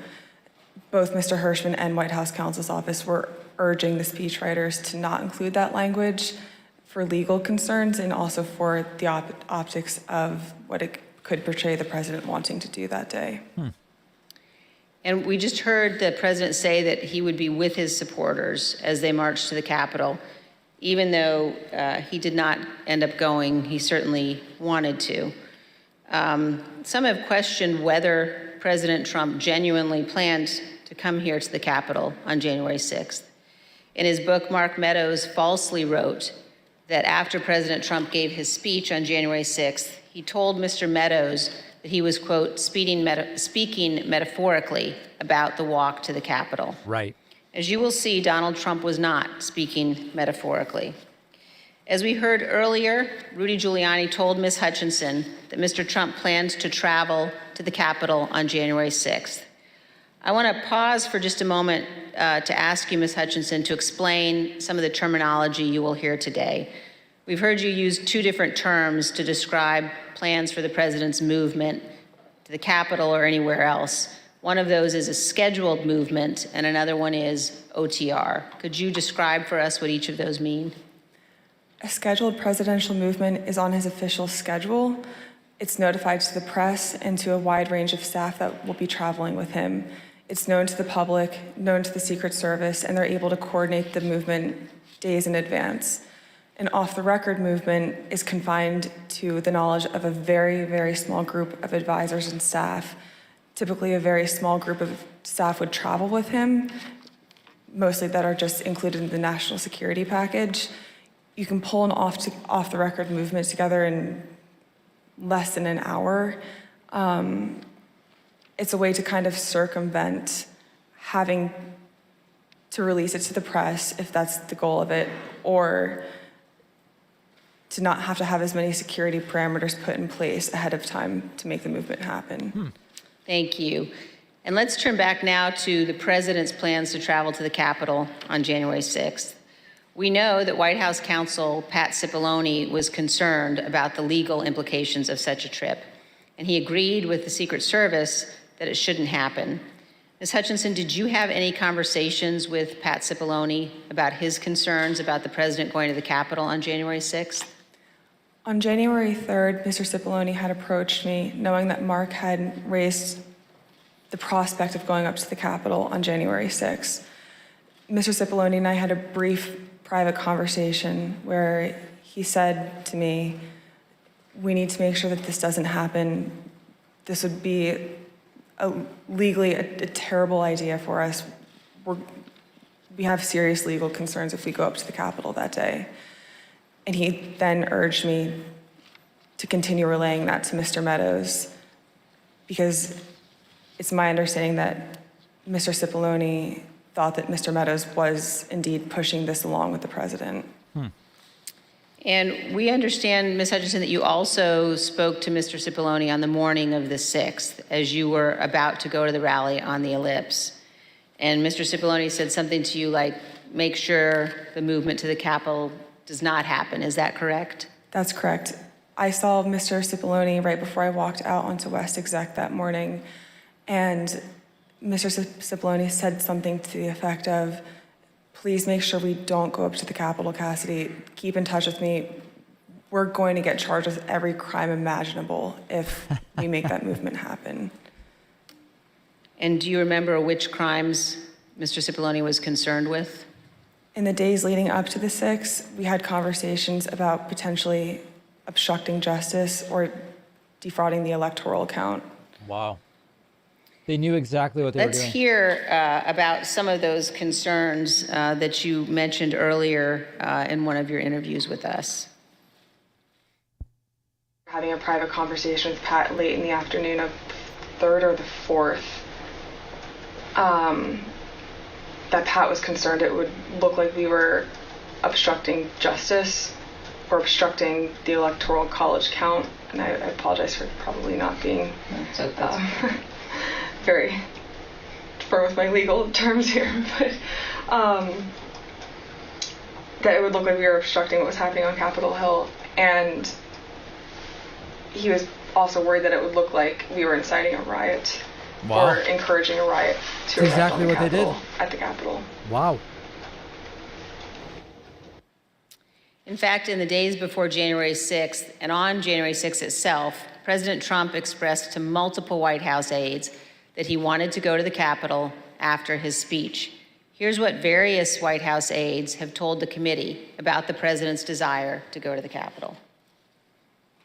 Did the president tell you this, that he wanted to speak at the Capitol? Correct, yes. During the meeting in the dining room, did the idea of the president proceeding or walking to the Capitol on the 6th after his speech come up? Walking to the Capitol? No. Driving to the Capitol? It came up. Okay, how did it come up and what was discussed? He brought it up. He said, I want to go down to the Capitol. What about him marching to the Capitol on the 6th? Yes. Tell us about that. So it's kind of a general thing. I mean, to get into the specifics of it, I was aware of a desire of the president to potentially march to the or accompany the rally attendees to the Capitol. Can you imagine? When did you first hear about this idea of the president accompanying rally attendees to the Capitol on the 6th? Well, this was at the 6th. This was during the after he finished his remarks. When the president said that he would be going to the Capitol during his speech on the Ellipse, the Secret Service scrambled to find a way for him to go. We know this from witnesses and the Secret Service, also from messages among staff on the President's National Security Council. The NSC staff were monitoring the situation in real time, and you can see how the situation evolved in the following chat log that the committee has obtained. As you can see, NSC staff believed that Mogul, the president, was, quote, going to the Capitol, and, quote, they are finding the best route now. From these chats, we also know the staff learned of the attack on the Capitol in real time. When President Trump left the Ellipse stage at 1:10, the staff knew that rioters had invaded the inaugural stage and Capitol Police were calling for all available officers to respond. When Republican leader Kevin McCarthy heard the president say he was going to the Capitol, he called you, Ms. Hutchinson. Isn't that right? That's correct. And in this text message, you told Tony Ornato, quote, McCarthy just called me too. And do you guys think you're coming to my office? Tell us about the call that day with Leader McCarthy during the president's speech on the Ellipse. I was still in the tent behind the stage, and when you're behind the stage, you can't really hear what's going on in front of you. So when Mr. McCarthy called me with this information, I answered the call and he sounded rushed, but also frustrated and angry at me. And I was confused because I didn't know what the president had just said. He then explained, the president just said he's marching to the Capitol. You told me this whole week you aren't coming up here. Why would you lie to me? I said, I'm not lying. I wasn't lying to you, sir. We're not going to the Capitol. And he said, well, he just said it on stage, Cassidy. Figure it out. Don't come up here. I said, I'll run the traps on this and I'll shoot you a text. I can assure you we're not coming up to the Capitol. We've already made that decision. He pressed a little bit more, believing me, but I think frustrated that the president had said that. And we ended the phone conversation after that. I called Mr. Ornato to reconfirm that we weren't going to the Capitol, and which is also in our text messages. I sent Mr. McCarthy another text telling him the affirmative that we were not going up to the Capitol, and he didn't respond after that. And we understand, Ms. Hutchinson, that the plans for the president to come up to the Capitol had included discussions at some point about what the president would do when he came up to the Capitol on January 6th. Let's look at a clip of one of your interviews discussing that issue with the committee. When you were talking about a scheduled movement, did anyone say what the president wanted to do when he got here? No. Not that I can specifically remember. I remember hearing a few different ideas discussed between Mark and Scott Perry, Mark and Rudy Giuliani. I don't know which conversations were elevated to the president. I don't know what he personally wanted to do when he went up to the Capitol that day. I know that there were discussions about him having another speech outside of the Capitol before going in. I know that there was a conversation about him going into the House chamber at one point. Oh my God. As we've all just heard, in the days leading up to January 6th, on the day of the speech, both before and during and after the rally speech, President Trump was pushing his staff to arrange for him to come up here to the Capitol during the electoral vote count. Let's turn now to what happened in the president's vehicle when the Secret Service told him he would not be going to the Capitol after his speech. First, here is the president's motorcade leaving the ellipse after his speech on January 6th.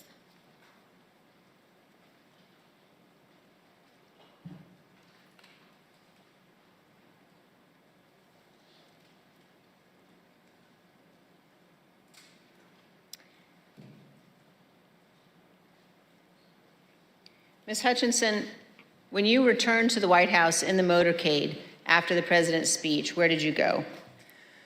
When I returned to the White House, I walked upstairs towards the Chief of Staff's office, and I noticed Mr. Ornato lingering outside of the office. Once we had made eye contact, he quickly waved me to go into his office, which was just across the hall from mine. When I went in, he shut the door, and I noticed Bobby Engel, who is the head of Mr. Trump's security detail, sitting in a chair, just looking somewhat discombobulated and a little lost. And I looked at Tony, and he had said, "Did you effing hear what happened in the Beast?" I said, "No, Tony, I just got back. What happened?" Tony proceeded to tell me that when the president got in the Beast, he was under the impression from Mr. Meadows that the off-the-record movement to the Capitol was still possible and likely to happen, but that Bobby had more information.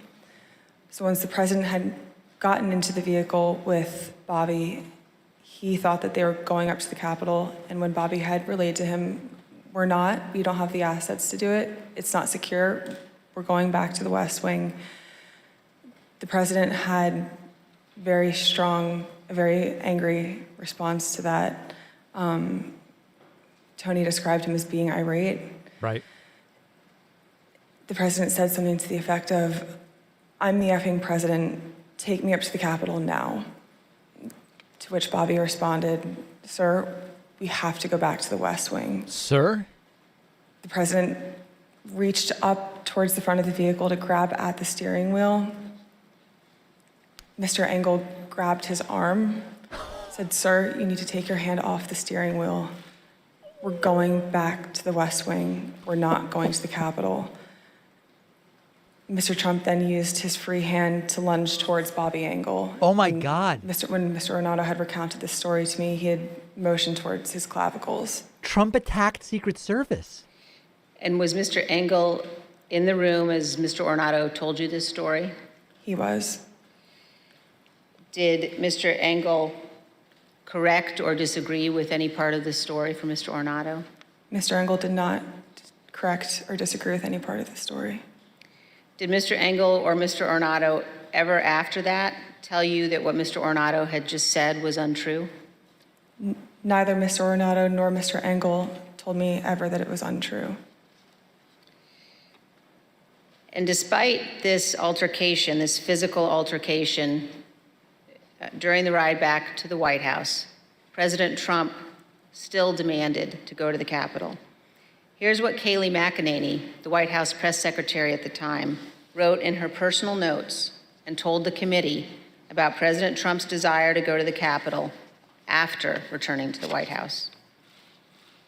When you wrote POTUS wanted to walk to the Capitol, was that based solely on what the president said during his speech or anything that he or anybody else said afterwards? So to the best of my recollection, I believe when we got back to the White House, he said he wanted to physically walk with the marchers. And according to my notes, he then said he'd be fine with just riding the beast. But to the best of my recollection, he wanted to be a part of the march in some fashion. Okay, and just for the record, the beast refers to the presidential limousine? Yes. President Trump did not go to the Capitol that day. We understand that he blamed Mark Meadows for that. So prior to leaving the rally site, when he got off the stage and everybody was making the movement back to the motorcade, I had overheard Mr. Meadows say to him then, as I had prior to Mr. Trump taking the stage that morning, that he was still working on getting an off-the-record movement to the Capitol. So when Mr. Trump took the stage, he was under the impression via Mr. Meadows that it was still possible. So when he got off the stage, I had relayed to Mr. Meadows that I had another conversation with Tony. The movement was still not possible. Mr. Meadows said, okay. And then as they proceeded to go to the motorcade, and Mr. Meadows had reiterated, we're going to work on it, sir. Talk to Bobby. Bobby has more information. Mark got into his vehicle. To my understanding, Trump got into the Beast. And after we had all arrived back at the White House, later in the day, it had been relayed to me via Mark that the president wasn't happy that Bobby didn't pull it off for him and that Mark didn't work hard enough to get the movement on the books. Wow. The physical altercation that Ms. Hutchinson described in the presidential vehicle was not the first time that the president had become very angry about issues relating to the election. On December 1, 2020, Attorney General Barr said in an interview that the Department of Justice had not found evidence of widespread election fraud sufficient to change the outcome of the election. Ms. Hutchinson, how did the president react to hearing that news?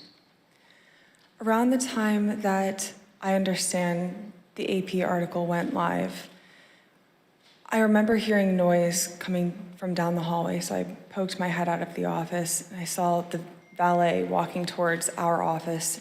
He had said, get the chief down to the dining room, the president wants him. So Mark went down to the dining room and came back to the office a few minutes later. After Mark had returned, I left the office and went down to the dining room, and I noticed that the door was propped open and the valet was inside the dining room changing the tablecloth off of the dining room table. He motioned for me to come in and then pointed towards the front of the room near the fireplace mantle and the TV, where I first noticed there was ketchup dripping down the wall and there's a shattered porcelain plate on the floor. The valet had articulated that the president was extremely angry at the Attorney General's AP interview and had thrown his lunch against the wall. Chicken fingers and ketchup, probably. Which was causing them to have to clean up. So I grabbed a towel and started wiping the ketchup off of the wall to help the valet out. Ketchup. And he said something to the effect of, he's really ticked off about this. I would stay clear of him for right now. He's really, really ticked off about this right now. And Ms. Hutchinson, was this the only instance that you are aware of where the president threw dishes? It's not. And are there other instances in the dining room that you recall where he expressed his anger?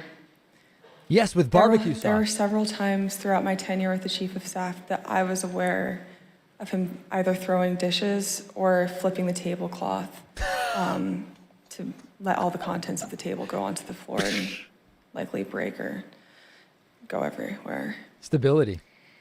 And Ms. Hutchinson, Attorney General Barr described to the committee the president's angry reaction when he finally met with President Trump. Let's listen. And I said, look, I know that you're dissatisfied with me, and I'm glad to offer my resignation. And he pounded the table very hard. Everyone sort of jumped, and he said, accept it. Mr. Chairman, I reserve. Wow. Gentlewoman reserves. The chair requests those in the hearing room to remain seated until the Capitol Police have escorted our witness from the room. Pursuant to the order of the committee of today, the chair declares the committee in recess for a period of approximately 10 minutes. Wow, so major revelations. Ketchup, or as I know it, ketchup, ending up on the wall after Donald Trump in a childish tirade, maybe involving dinosaur-shaped chicken nuggets, started launching food around like a toddler. Wow. Wow, wow, wow. I'm curious whether Trump is posting anything to his social platform. Truth, essential. Let's see here. What is he posting, if anything? Nope, nothing from Trump. What an insane. So the testimony is that Trump physically attacked a Secret Service agent in his vehicle when they refused to take him to the riot, and also attempted to commandeer the vehicle. I have to tell you, I did not expect this.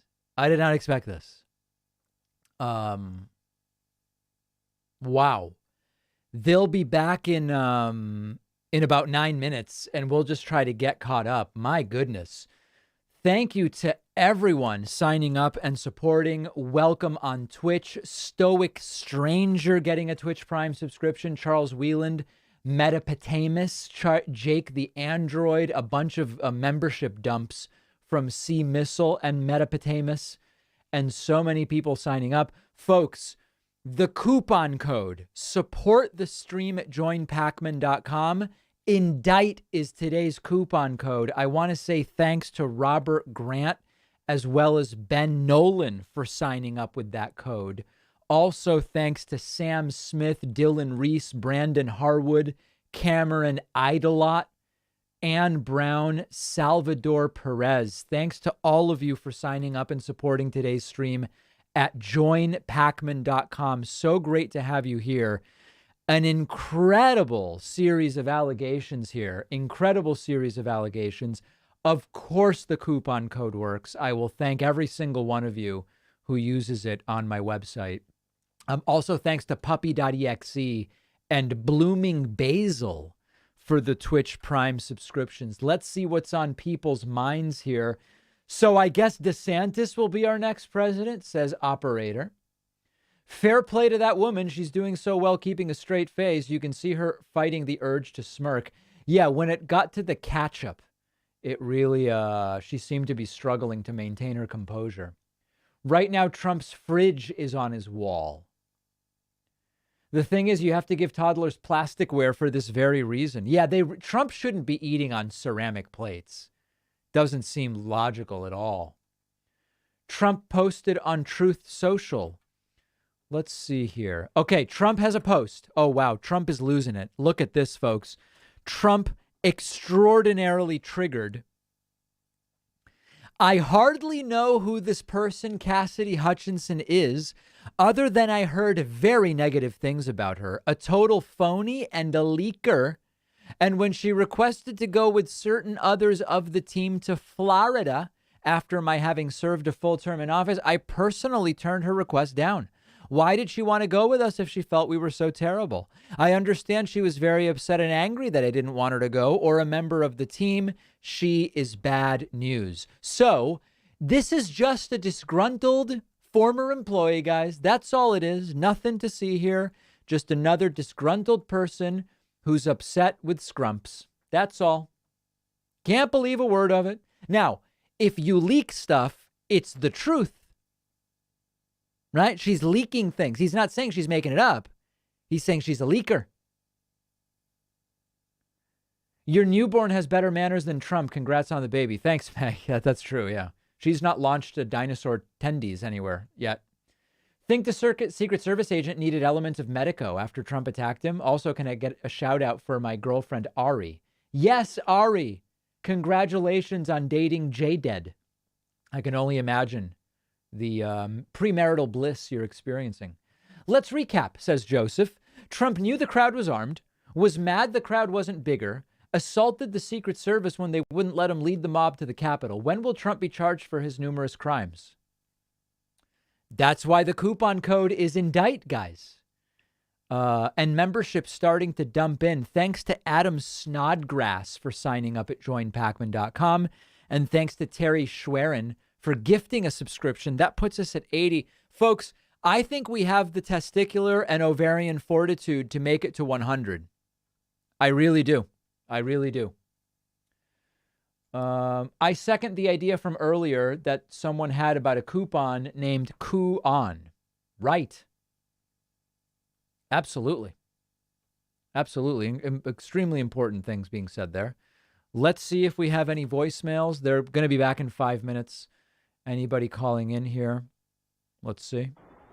David from Oklahoma. I'm watching your live stream, and the reveal that Trump actually wanted to go to the Capitol and like lead the charge like some fat Napoleon against the United States is really unbelievable.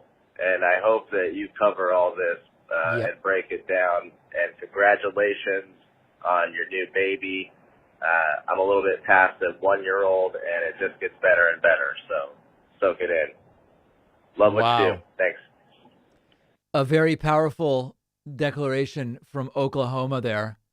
I appreciate that very much. Here's another voicemail, although I don't know that it's relevant to the hearing. Hey there. I wanted you to know that the murder rate for transgender people in the U.S. is 4 times higher than it is for everybody else. Right. No, we do know that. It is not today's subject matter, that's for sure. And we will ban men. Yeah. Would you like some Grey Poupon with your wall, sir? Yeah, Trump reportedly does not like mayonnaise nor mustard on the wall, only ketchup and extremely sugary barbecue sauces. You know, it's funny. Just earlier, people said, do you think Trump likes vegetables? And I was like, Trump probably likes French fries and either tomato sauce or ketchup. And then all of a sudden, we now have testimony under oath that Trump smeared ketchup all over the wall. So that is something else. I want to say thank you to Naki Cruz for signing up at joinpacman.com and Michael Kimzel. Thank you. New members number 81 and 82. Today's coupon code is indict. Welcome, everybody. We are in a very brief break, and then we will resume testimony with Cassidy Hutchinson, who has made some incredible revelations. The funniest revelations are about Trump and his food habits, smearing ketchup on the wall. The most disturbing revelation is that Trump knew people were armed and wanted them to be allowed in, not having to go through metal detectors, so that then they would be able to go armed to the Capitol. And then the most bizarre one is that Trump attacked one of his own Secret Service agents and tried to commandeer his vehicle. Beyond belief. Beyond belief. Thanks to Androfiler and Lurch El Cazzo, who between the two of them just dumped in 15 more Twitch subscriptions, putting us at 97. Also under the screen grabbing a subscription, putting us at 98. And something very, very special here. Luke Jamula just signed up on my website, is new member number 99. And Andrew AVR Drums gifting a membership, and that is number 100. Folks, we've done it. Let's go for 150 because it's just that type of day. General Anubis says, as funny as it is to joke about the tantrums, this is very similar behavior to other dictators such as Hitler. Not funny to think about. Oh, absolutely. Oh, Trump's an authoritarian nightmare. It's just cartoonishly so. Fish sticks and cocktail sauce are covering the walls of Mar-a-Lago today. He's watching today's hearing and posting during the break. He is indeed. Do you think Trump even knows how to drive a car? Has he ever driven before in his life? I wondered about that. I don't think Trump knows how to drive. I really don't. Remember, Trump eats steak with ketchup and well done. Is there any greater? Listen, we could charge Trump with a lot of things. He may end up charged because of what he did in Georgia. I need 11,000 votes. Give me a break. Yeah. But well done steak with ketchup is a war crime. Do not be confused. It is absolutely a war crime. It is completely bonkers. Okay. David, is it bad if I think this is hilarious? I'm disgusted, amused, and amazed. History in the making. I want to see our orange man behind bars. Yeah, no, I mean, listen, there are culinary crimes being committed here by Trump, which are funny. But also, I mean, assaulting a Secret Service agent, knowing that there are armed people and saying, just let them in. Don't even bother with the metal detector. It's every aspect of it is crazy. Every aspect. More calls dumping in. David, sir, you're totally off base as to why I threw those nuggets against the wall. They were for Ivanka and Jared. They weren't kosher. Okay, there was some pig in there potentially. Unhappy, threw it at the wall, demanded kosher nuggets for his very deeply religious children. Trump is deeply spiritual. That's exactly right. And when he found out that there were non-kosher nuggets being served, he found it to be an affront to Jared and Ivanka. By the way, I don't even think Jared and Ivanka keep kosher. I know they're Jewish, but I don't think they even keep kosher. It's just a joke. Rich E with the Twitch Prime subscription is new member number 101 today as we stand by. I want to say thank you to Andrew AVR Drums, who is gifting even more subscriptions. Let's see. He's up to 2 more. I appreciate that. That puts us at 103. And then a big thank you to Tiffany Jorgens and Abby Shirky for the website membership, signing up at joinpacman.com. And lastly, another gift. Oh, God, I don't know how to pronounce this. Is it Shuifeng Wang? I am sorry, but it is a gifted membership on the website, and it is number 106, and I really do appreciate that. Other super chats coming in. A coworker took their life a few weekends ago. Oh, my goodness. Was a huge alt-righter. Friday, he mentioned trying to escape America because of World War III. The alt-right pipeline is a sickness. Wow, that sounds complicated. And that sounds terrible. Very, very sorry to hear that. Thanks to EY Schlicht, for the Twitch Prime subscription, number 107.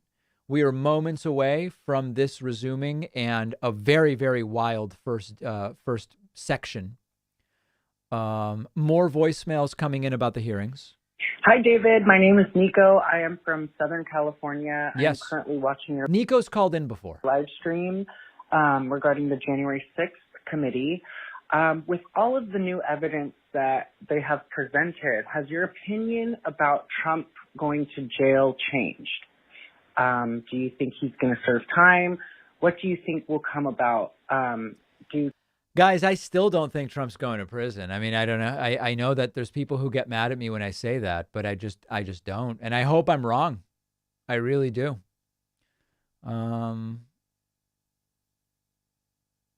Let's see. Here's another voicemail, although I think this is about a clip from yesterday. Hey, minute 23 5 seconds into the interview of the man talking about brushing their teeth and what you use or not use. I always crack up. I can't keep it in. When you had said that's exactly what I'd ask. Oh yeah, that's a good question. I would have said to the guy, okay, smile. Because if they're uneducated fools, they won't have enough knowledge to brush their teeth. That actually is interesting. I wonder what the guy that we played a clip yesterday of a Trump guy saying something about how fluoride is poison and toothpaste is poison and all these different things. It would have been interesting to get a look at his teeth. That's actually a really good point. It didn't even occur to me. Did not even occur to me. Very, very fair point. I want to say thank you to Fatty McBlunts for the Twitch Prime subscription, number 108. Fatty says, does anyone know the 2 people Trump is following on Truth Social? I don't want to make an account to find out. Let's check that out. Trump is following 2 people on Truth. He's following Truth Social and Truth Social Support. Truth Central. Yeah. Oh, wait a second. Do I have my... You know, Mike did me on 60 Minutes. Oh, yeah, okay. Man. Virtue cycling. A rhino named Mitt Romney. We've endorsed JP, right? JD Mandel. No more Dropbox. The Dropbox is a... If you care about law and auto. I want law and auto, umbrella, and liability. I care about all of those different things. And I demand answers, folks. I demand answers. Law, auto, liability, umbrella, business liability. I want to know about all of it. Folks, the website is under stress because people are signing up like crazy. Thanks to Miko Jenkins, Brian Ward, and Joshua Martin for the new memberships, putting us at 111. We have a borderline illegal discount code today. The code is indict. The meaning of the code should be obvious to everybody at this point. Should be no surprise whatsoever. No surprise whatsoever. Okay, we are back in session. Wyoming, Vice Chair Cheney. Thank you, Mr. Chairman. Before we turn to what Ms. Hutchinson saw and heard in the White House during the violent attack on the Capitol on January 6th, let's discuss certain communications White House Chief of Staff Mark Meadows had on January 5th. Please. President Trump's associate, Roger Stone, attended rallies during the afternoon and the evening of January 5th in Washington, D.C. On January 5th and 6th, Mr. Stone was photographed with multiple members of the Oath Keepers who were allegedly serving as his security detail. As we now know, multiple members of that organization have been charged with or pled guilty to crimes associated with January 6th. Mr. Stone has invoked his Fifth Amendment privilege against self-incrimination before this committee. General Michael Flynn has also taken the fifth before this committee. Mr. Stone previously had been convicted of other federal crimes unrelated to January 6th. General Flynn had pleaded guilty to a felony charge also predating and unrelated to January 6th. President Trump pardoned General Flynn just weeks after the presidential election. And in July of 2020, he commuted the sentence Roger Stone was to serve. The night before January 6th, President Trump instructed his Chief of Staff, Mark Meadows, to contact both Roger Stone and Michael Flynn regarding what would play out the next day. Ms. Hutchinson, is it your understanding that President Trump asked Mark Meadows to speak with Roger Stone and General Flynn on January 5th? That's correct. That is my understanding. And Ms. Hutchinson, is it your understanding that Mr. Meadows called Mr. Stone on the 5th? I'm under the impression that Mr. Meadows did complete both a call to Mr. Stone and General Flynn the evening of the 5th. And do you know what they talked about that evening, Ms. Hutchinson? I'm not sure. Is it your understanding that Mr. Giuliani, Mr. Eastman, and others had set up what has been called, quote, a war room at the Willard Hotel on the night of the 5th? I was aware of that the night of the 5th. And do you know if Mr. Meadows ever intended to go to the Willard Hotel on the night of the 5th? Mr. Meadows had a conversation with me where he wanted me to work with Secret Service on a movement from the White House to the Willard Hotel so he could attend the meeting or meetings with Mr. Giuliani and his associates in the war room. And what was your view as to whether or not Mr. Meadows should go to the Willard that night? I had made it clear to Mr. Meadows that I didn't believe it was a smart idea for him to go to the Willard Hotel that night. I wasn't sure everything that was going on at the Willard Hotel, although I knew enough about what Mr. Giuliani and his associates were pushing during this period. I didn't think that it was something appropriate for the White House Chief of Staff to attend or to consider involvement in. I made that clear to Mr. Meadows. Throughout the afternoon, he mentioned a few more times going up to the Willard Hotel that evening, and then eventually dropped the subject the night of the 5th and said that he would dial in instead. So General Flynn has appeared before this committee, and when he appeared before our committee, he took the 5th. Let's briefly view a clip of General Mike Flynn taking the 5th Amendment. General Flynn, do you believe the violence on January 6th was justified? Do we have a minute? Yes.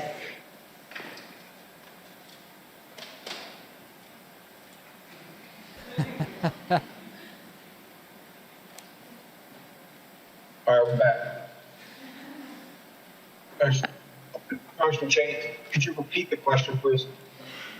Yes. General Flynn, do you believe the violence on January 6th was justified? Can I get a clarification? Is that a moral question, or are you asking a legal question? I'm asking both.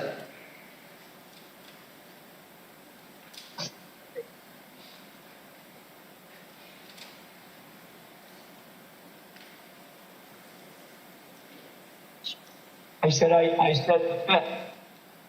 Do you believe the violence on January 6th was justified morally? Take the 5th. You believe the violence on January 6th was justified legally? 5th. General Flynn, do you believe in the peaceful transition of power in the United States of America? The 5th. Oh, God. Let's move on now to January 6th and the conduct of Donald Trump and Mark Meadows during the attack on the Capitol. Ms. Hutchinson, I'd like now for us to listen to a description, your description of what transpired in the West Wing during the attack. For context, in this clip, you describe the time frame starting at about 2 p.m. So I remember Mark being alone in his office for quite some time, and I know we've spoken about Ben Williamson going in at one point, and I don't personally remember Ben going in. I don't doubt that he had gone in, but I remember him being alone in his office for most of the afternoon, around 2 o'clock to 2:05. Around 2 o'clock to 2:05, we were watching the TV, and I could see that the rioters were getting closer and closer to the Capitol. Mark still hadn't popped out of his office or said anything about it. So that's when I went into his office. I saw that he was sitting on his couch, on his cell phone. Same as the morning where he was just kind of scrolling and typing. I said, "Hey, are you watching the TV, Chief?" Because his TV was small, and you can see it, but I didn't know if he was really paying attention. I said, "Are you watching the TV, Chief?" And he was like, "Yeah." So, "The rioters are getting really close. Have you talked to the president?" He said, "No, he wants to be alone right now." Still looking at his phone. So I started to get frustrated because, I sort of felt like I was watching this is not a great comparison, but a bad car accident that was about to happen where you can't stop it, but pretty apt. You want to be able to do something. And I remember thinking in that moment, Mark needs to snap out of this, and I don't know how to snap him out of this, but he needs to care. And I just remember I blurted out, I said, "Mark, do you know where Jim's at right now?" And he looked up at me at that point and said, "Jim?" And I said, "Mark, he was on the floor a little while ago giving a floor speech. Did you listen?" He said, "Yeah, it was real good. Did you like it?" And I said, "Yeah." do you know where he's at right now? He said, well, no, I haven't heard from him. And I said, you might want to check in with him, Mark. And I remember pointing at the TV and I said, the rioters are getting close. They might get in. And he looked at me and said something to the effect of, all right, I'll give him a call. Not long after the rioters broke into the Capitol, you described what happened with White House counsel Pat Cipollone. No more than a minute and a half later, I see Pat Cipollone barreling down the hallway towards our office and rushed right in, looked at me, said, is Mark in his office? And I said, yes. He just looked at me and started shaking his head and went over, opened Mark's office door, stood there with the door propped open, and said something to the, Mark is still sitting on his phone. I remember glancing and he's still sitting on his phone. And I remember Pat saying to him something to the effect of, the rioters have gotten to the Capitol, Mark. We need to go down and see the president now.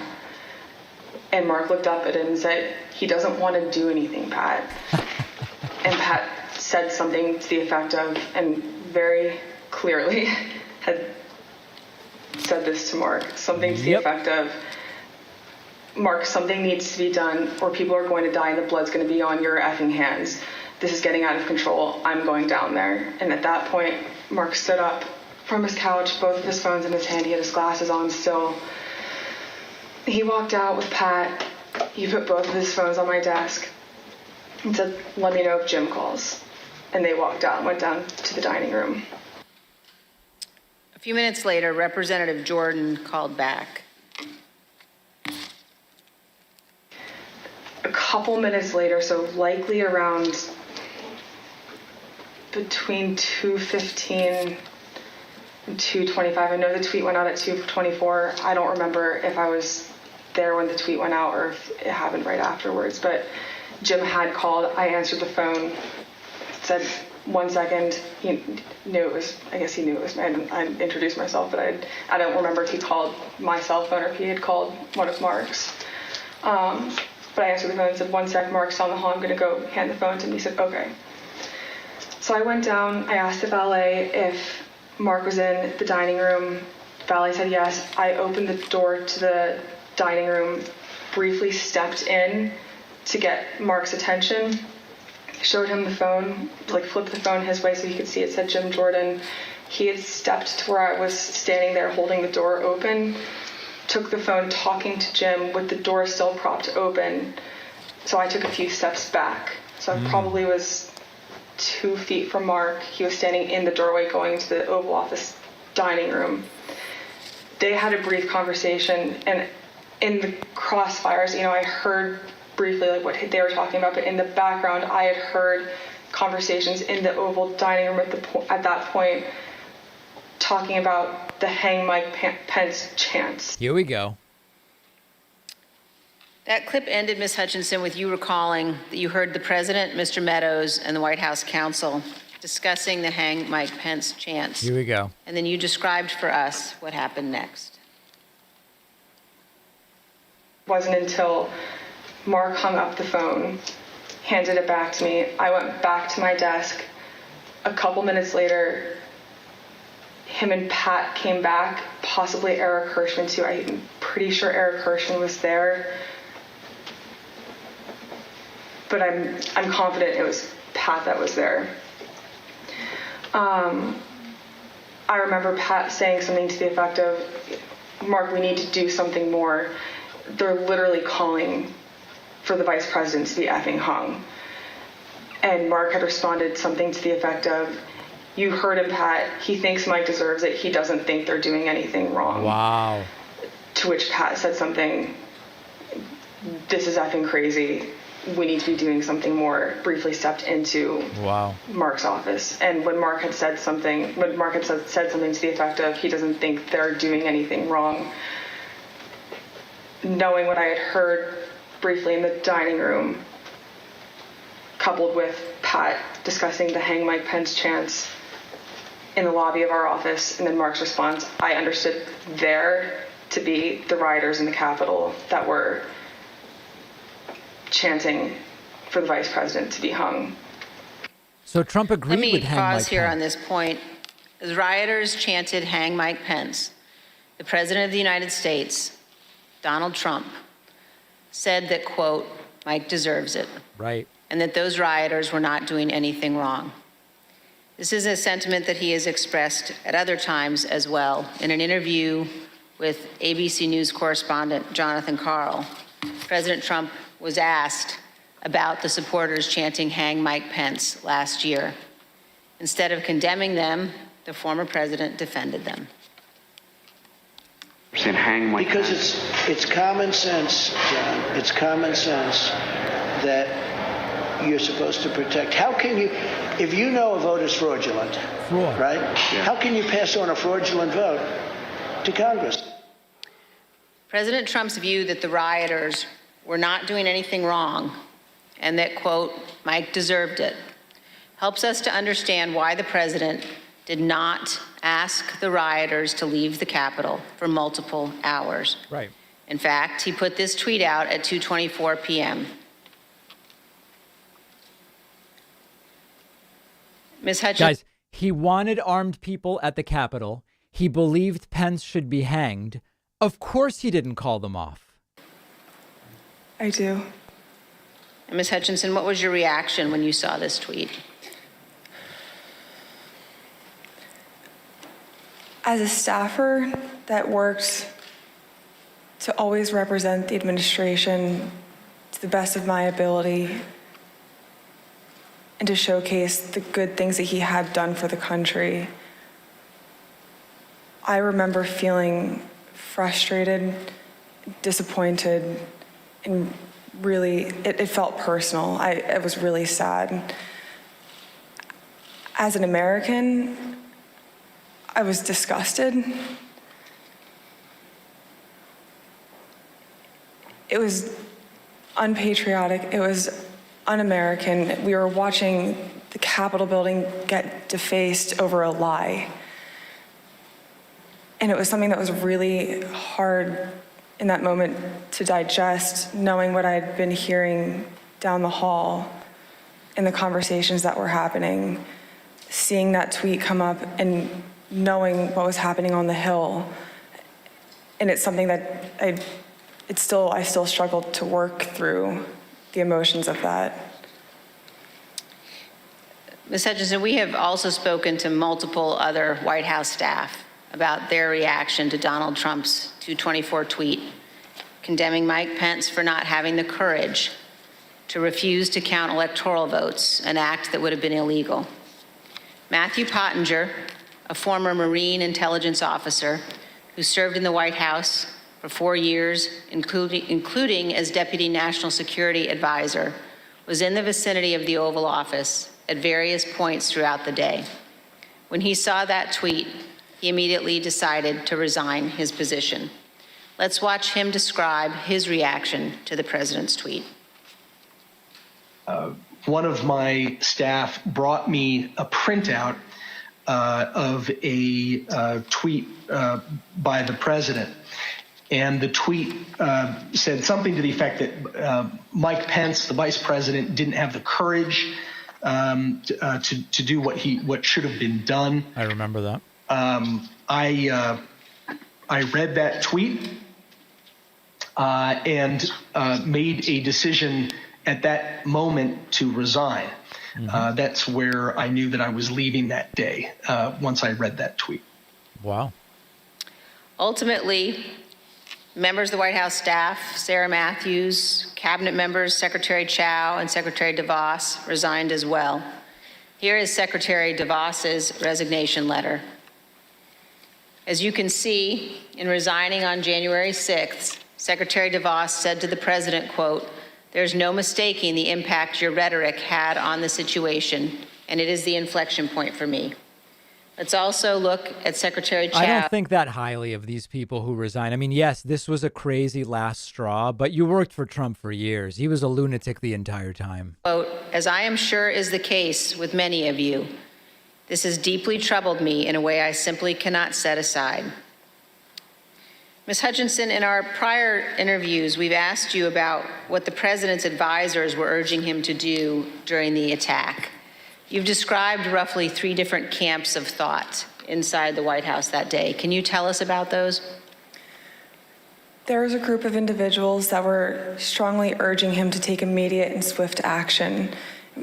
I would classify the White House counsel's office, Mr. Hirschman, Ms. Ivanka Trump, in that category of really working to get him to take action and pleading with him to take action. There was a more neutral group where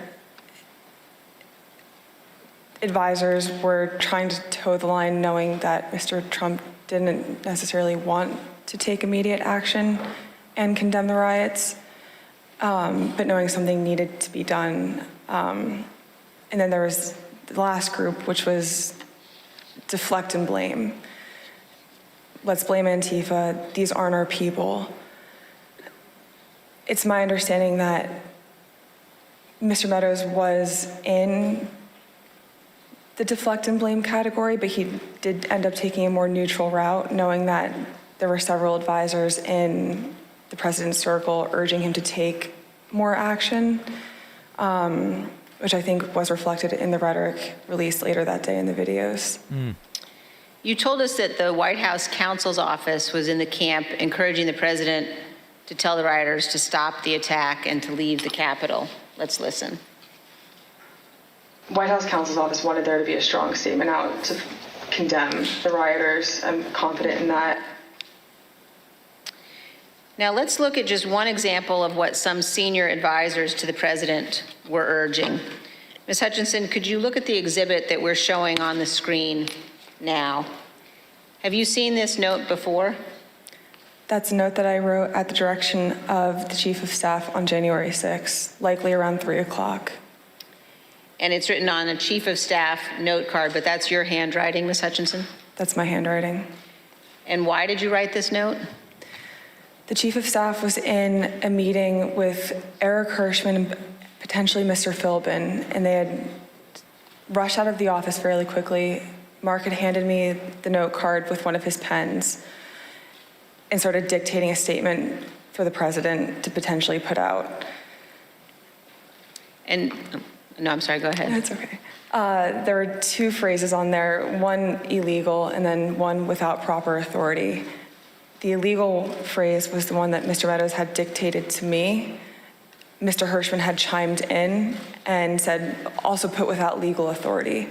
There should have been a slash between the 2 phrases. It was an or if the president had opted to put one of those statements out. Evidently he didn't. Later that afternoon, Mark came back from the Oval Dining Room and put the palm card on my desk with illegally crossed out, but said we didn't need to take further action on that statement. So, to your knowledge, this statement was never issued? It was, to my knowledge, it was never issued. And Ms. Hutchinson, did you understand that Ivanka Trump wanted her father to send people home? That's my understanding, yes. Let's play a clip of you addressing that issue. I remember her saying at various points, you know, she wanted her dad to send them home. She wanted her dad to tell them to go home peacefully, and she wanted to include language that he necessarily wasn't on board with at the time. You will hear more about this at our later hearings, but we have evidence of many others imploring Donald Trump and Mark Meadows to take action. Here is some of that evidence, text messages sent to Mark Meadows during the attack. This is a text message at 2:32 from Laura Ingram. Hey, Mark, the president needs to tell people in the Capitol to go home. Yep. In the next message, this is hurting all of us. And then he's destroying his legacy and playing into every stereotype. We lose all credibility against the BLM Antifa crowd if things go south. Right. The president's son, Don Jr., also urgently contacted Mark Meadows. At 2:53, he wrote, he's got to condemn this shit ASAP. The Capitol Police tweet is not enough. Right. As you will see, these are just 2 of the numerous examples of Trump supporters and allies urging the president to tell his supporters to leave the Capitol. It would not have been hard for the president to simply walk down to the briefing room a few feet down the hall from the Oval Office, as Nora O'Donnell noted during an interview with House Republican leader Kevin McCarthy, where Leader McCarthy said he believed the attack was un-American. I want to quickly bring in Kevin McCarthy, the House Minority Leader. Leader McCarthy, do you condemn this violence? I completely condemn the violence in the Capitol. What we're currently watching unfold is un-American. I am disappointed. I'm sad. This is not what our country should look like. This is not who we are. This is not the First Amendment. This has to stop, and this has to stop now. Leader McCarthy, the President of the United States has a briefing room steps from the Oval Office. The cameras are hot 24/7, as you know. Why hasn't he walked down and said that now? I conveyed to the President what I think is best to do, and I'm hopeful the President will do it. Republican House member Mike Gallagher also implored the President to call off the attack. Mr. President, you have got to stop this. You are the only person who can call this off. Call it off. The election is over. Call it off. This is bigger than you. It's bigger than any member of Congress. It is about the United States of America, which is more important than any politician. Call it off. Not to Trump. It's over. Despite the fact that many people close to Donald Trump were urging him to send people home, he did not do so until later, much later. At 4:17 p.m., Donald Trump finally told the rioters to go home. But we love him. And that he loved them. There you go. Here's a portion of the video President Trump recorded from the White House. We have to have peace. So go home. We love you. You're very special. You've seen what happens. You see the way others are treated that are so bad and so evil. I know how you feel. But go home and go home in peace. But as we will show in even greater detail in future hearings, Donald Trump was reluctant to put this message out, and he still could not bring himself to condemn the attack. Ms. Hutchinson has told us that too. The one that he put out at 4:17. I'm sure you've discussed it, and just to elaborate if I hadn't already at that point, I recall him being reluctant to film the video on the 6th. I was not involved in any of the logistics or the planning for that video. I just remember seeing the video go out and feeling a little shocked after it went out. On the evening of January 6th and the day after, the president's family and his senior staff and others tried to encourage the president to condemn the violence and commit to the peaceful transition of power. At 3:31 p.m. on January 6th, Sean Hannity of Fox News texted Mark Meadows. Mr. Hannity said, quote, "Can he make a statement? I saw the tweet. Ask people to leave the Capitol." Later that evening, Mr. Hannity sent another text message to Mark Meadows. This time, he shared a link to a tweet. That tweet reported that President Trump's cabinet secretaries were considering invoking the 25th Amendment to remove President Trump from office.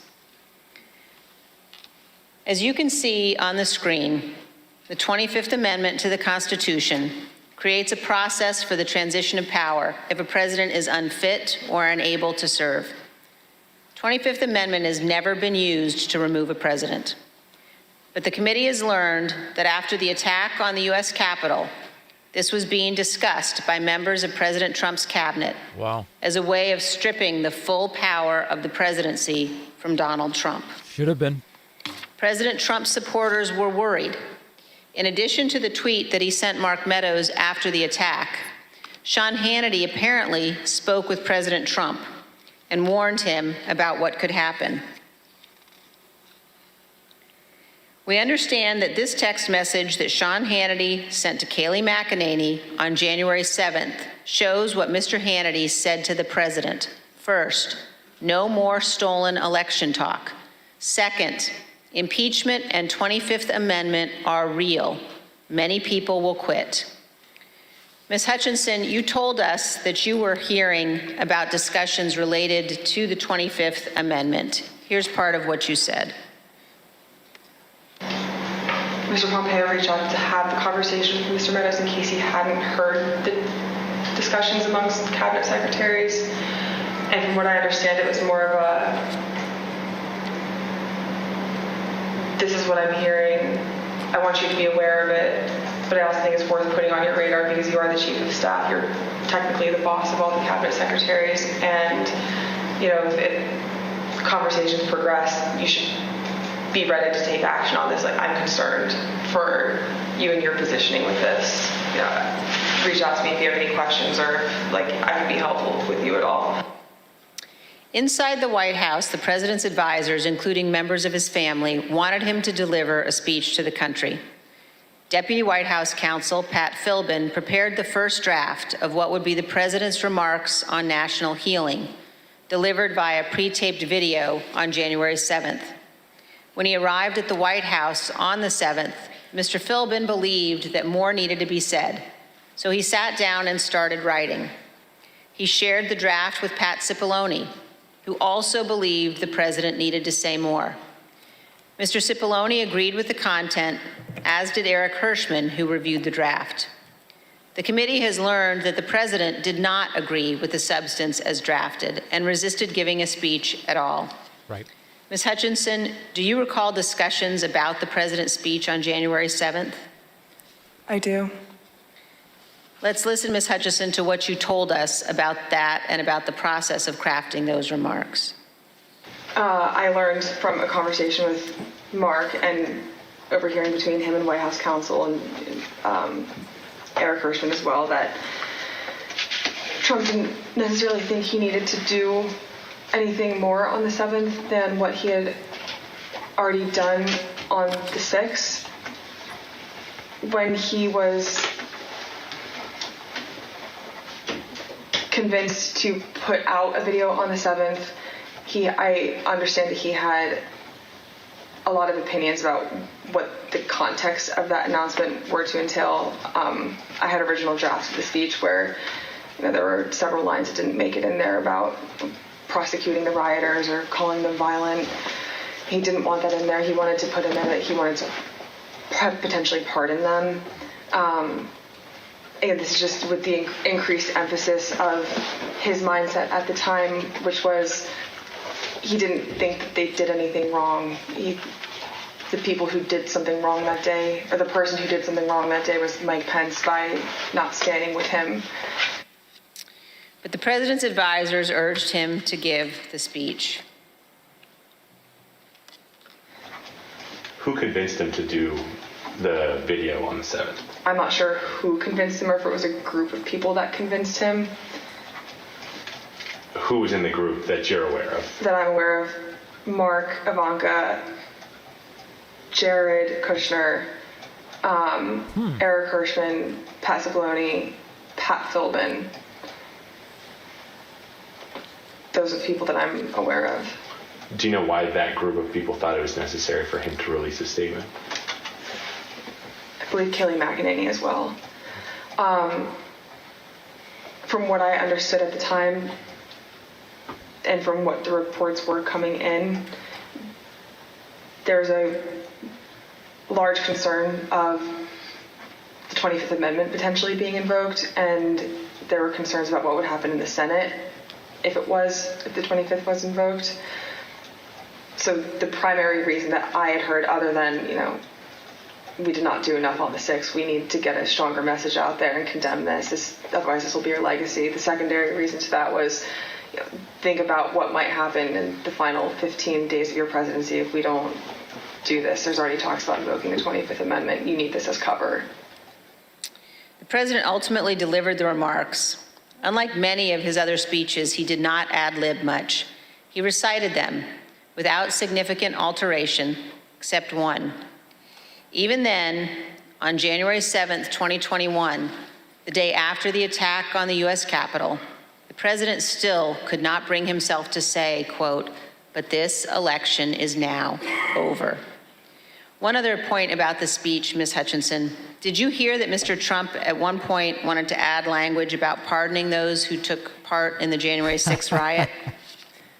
I did hear that, and I understand that Mr. Meadows was encouraging that language as well. Oh my God. Thank you, and here's what you told us previously about that. You said he was instructed not to include it. Who was instructing him not to include language about the pardon in that January 7th?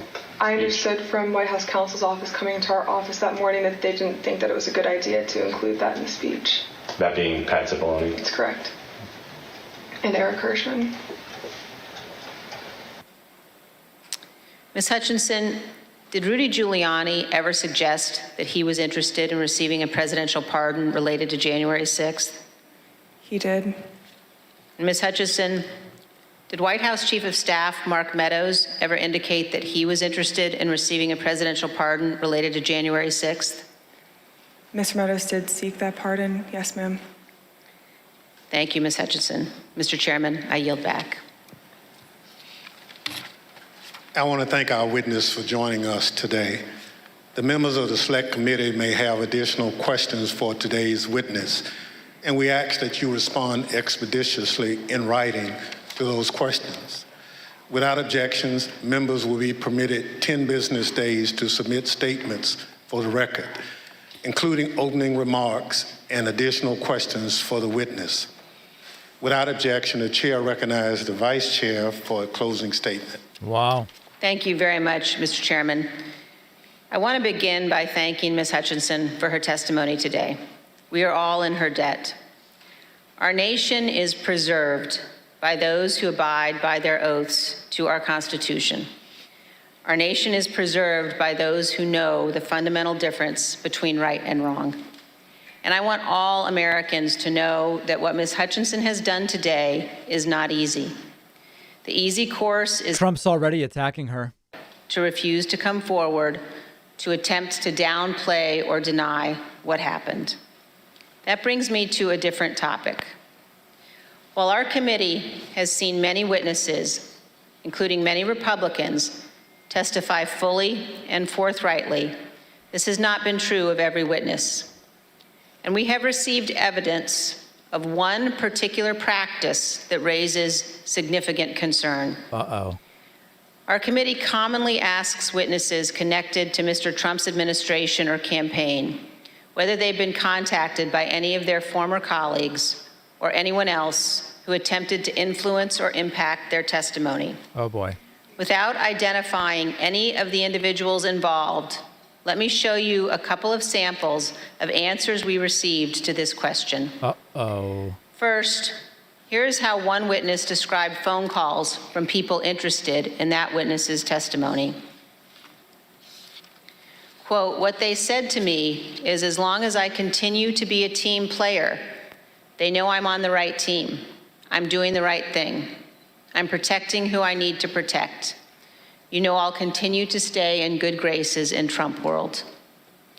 And they have reminded me a couple of times that Trump does read transcripts.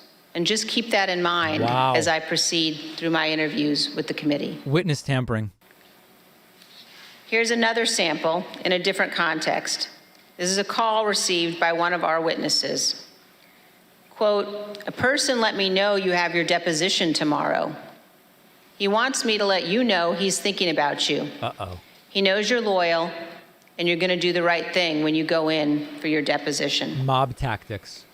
I think most Americans know that attempting to influence witnesses to testify untruthfully presents very serious concerns. We will be discussing these issues as a committee, carefully considering our next steps. Mr. Chairman, thank you. I yield back. Gentlewoman yields back. Ms. Hutchinson, thank you. Hutchins. Thank you for doing your patriotic duty and helping the American people get a complete understanding of January 6th and its causes. Thank you for your courage in testifying here today. You have the gratitude of this committee and your country. I know it wasn't easy to sit here today and answer these questions. But after hearing your testimony in all its candor and detail, I want to speak directly to the handful of witnesses who have been outliers in our investigation, the small number who have defied us outright, those whose memories have failed them again and again on the most important details, and to those who fear Donald Trump and his enablers. Because of this courageous woman and others like her, your attempt to hide the truth from the American people will fail. And to that group of witnesses, if you've heard this testimony today and suddenly you remember things you couldn't previously recall, right, or there are some details you'd like to clarify, or you discovered some courage you had hidden away somewhere, our doors remain open. The Select Committee will reconvene in the weeks ahead as we continue to lay out our findings to the American people. The chair requests those in the hearing room to remain seated until the Capitol Police have escorted the witness and members from the room. Without objection, the committee stands adjourned. By far, did not underpromise when they said this is intense stuff. The major allegations: Trump knew the protesters had weapons, and he wanted them there, and he wanted them at the speech, and he wanted them at the Capitol. Trump attacked a Secret Service agent when the Secret Service refused to take him to the Capitol. Trump attempted to take control of the vehicle being driven by Secret Service. Trump smeared ketchup on the wall in a tirade when he wasn't getting what he wanted. Everything short of Trump filled his diaper. I mean, quite frankly. Extraordinary day of testimony, and Trump is already going absolutely insane on Truth Social. He just can't take it. Truth Central. We will look at all of that tomorrow as Cassidy Hutchinson, also referred to as Cassie and also referred to as Hutchins. Number of people struggling with her name, finished her presentation. Wow. All right, folks, make sure you're subscribed free on YouTube. Make sure you're following on Twitch.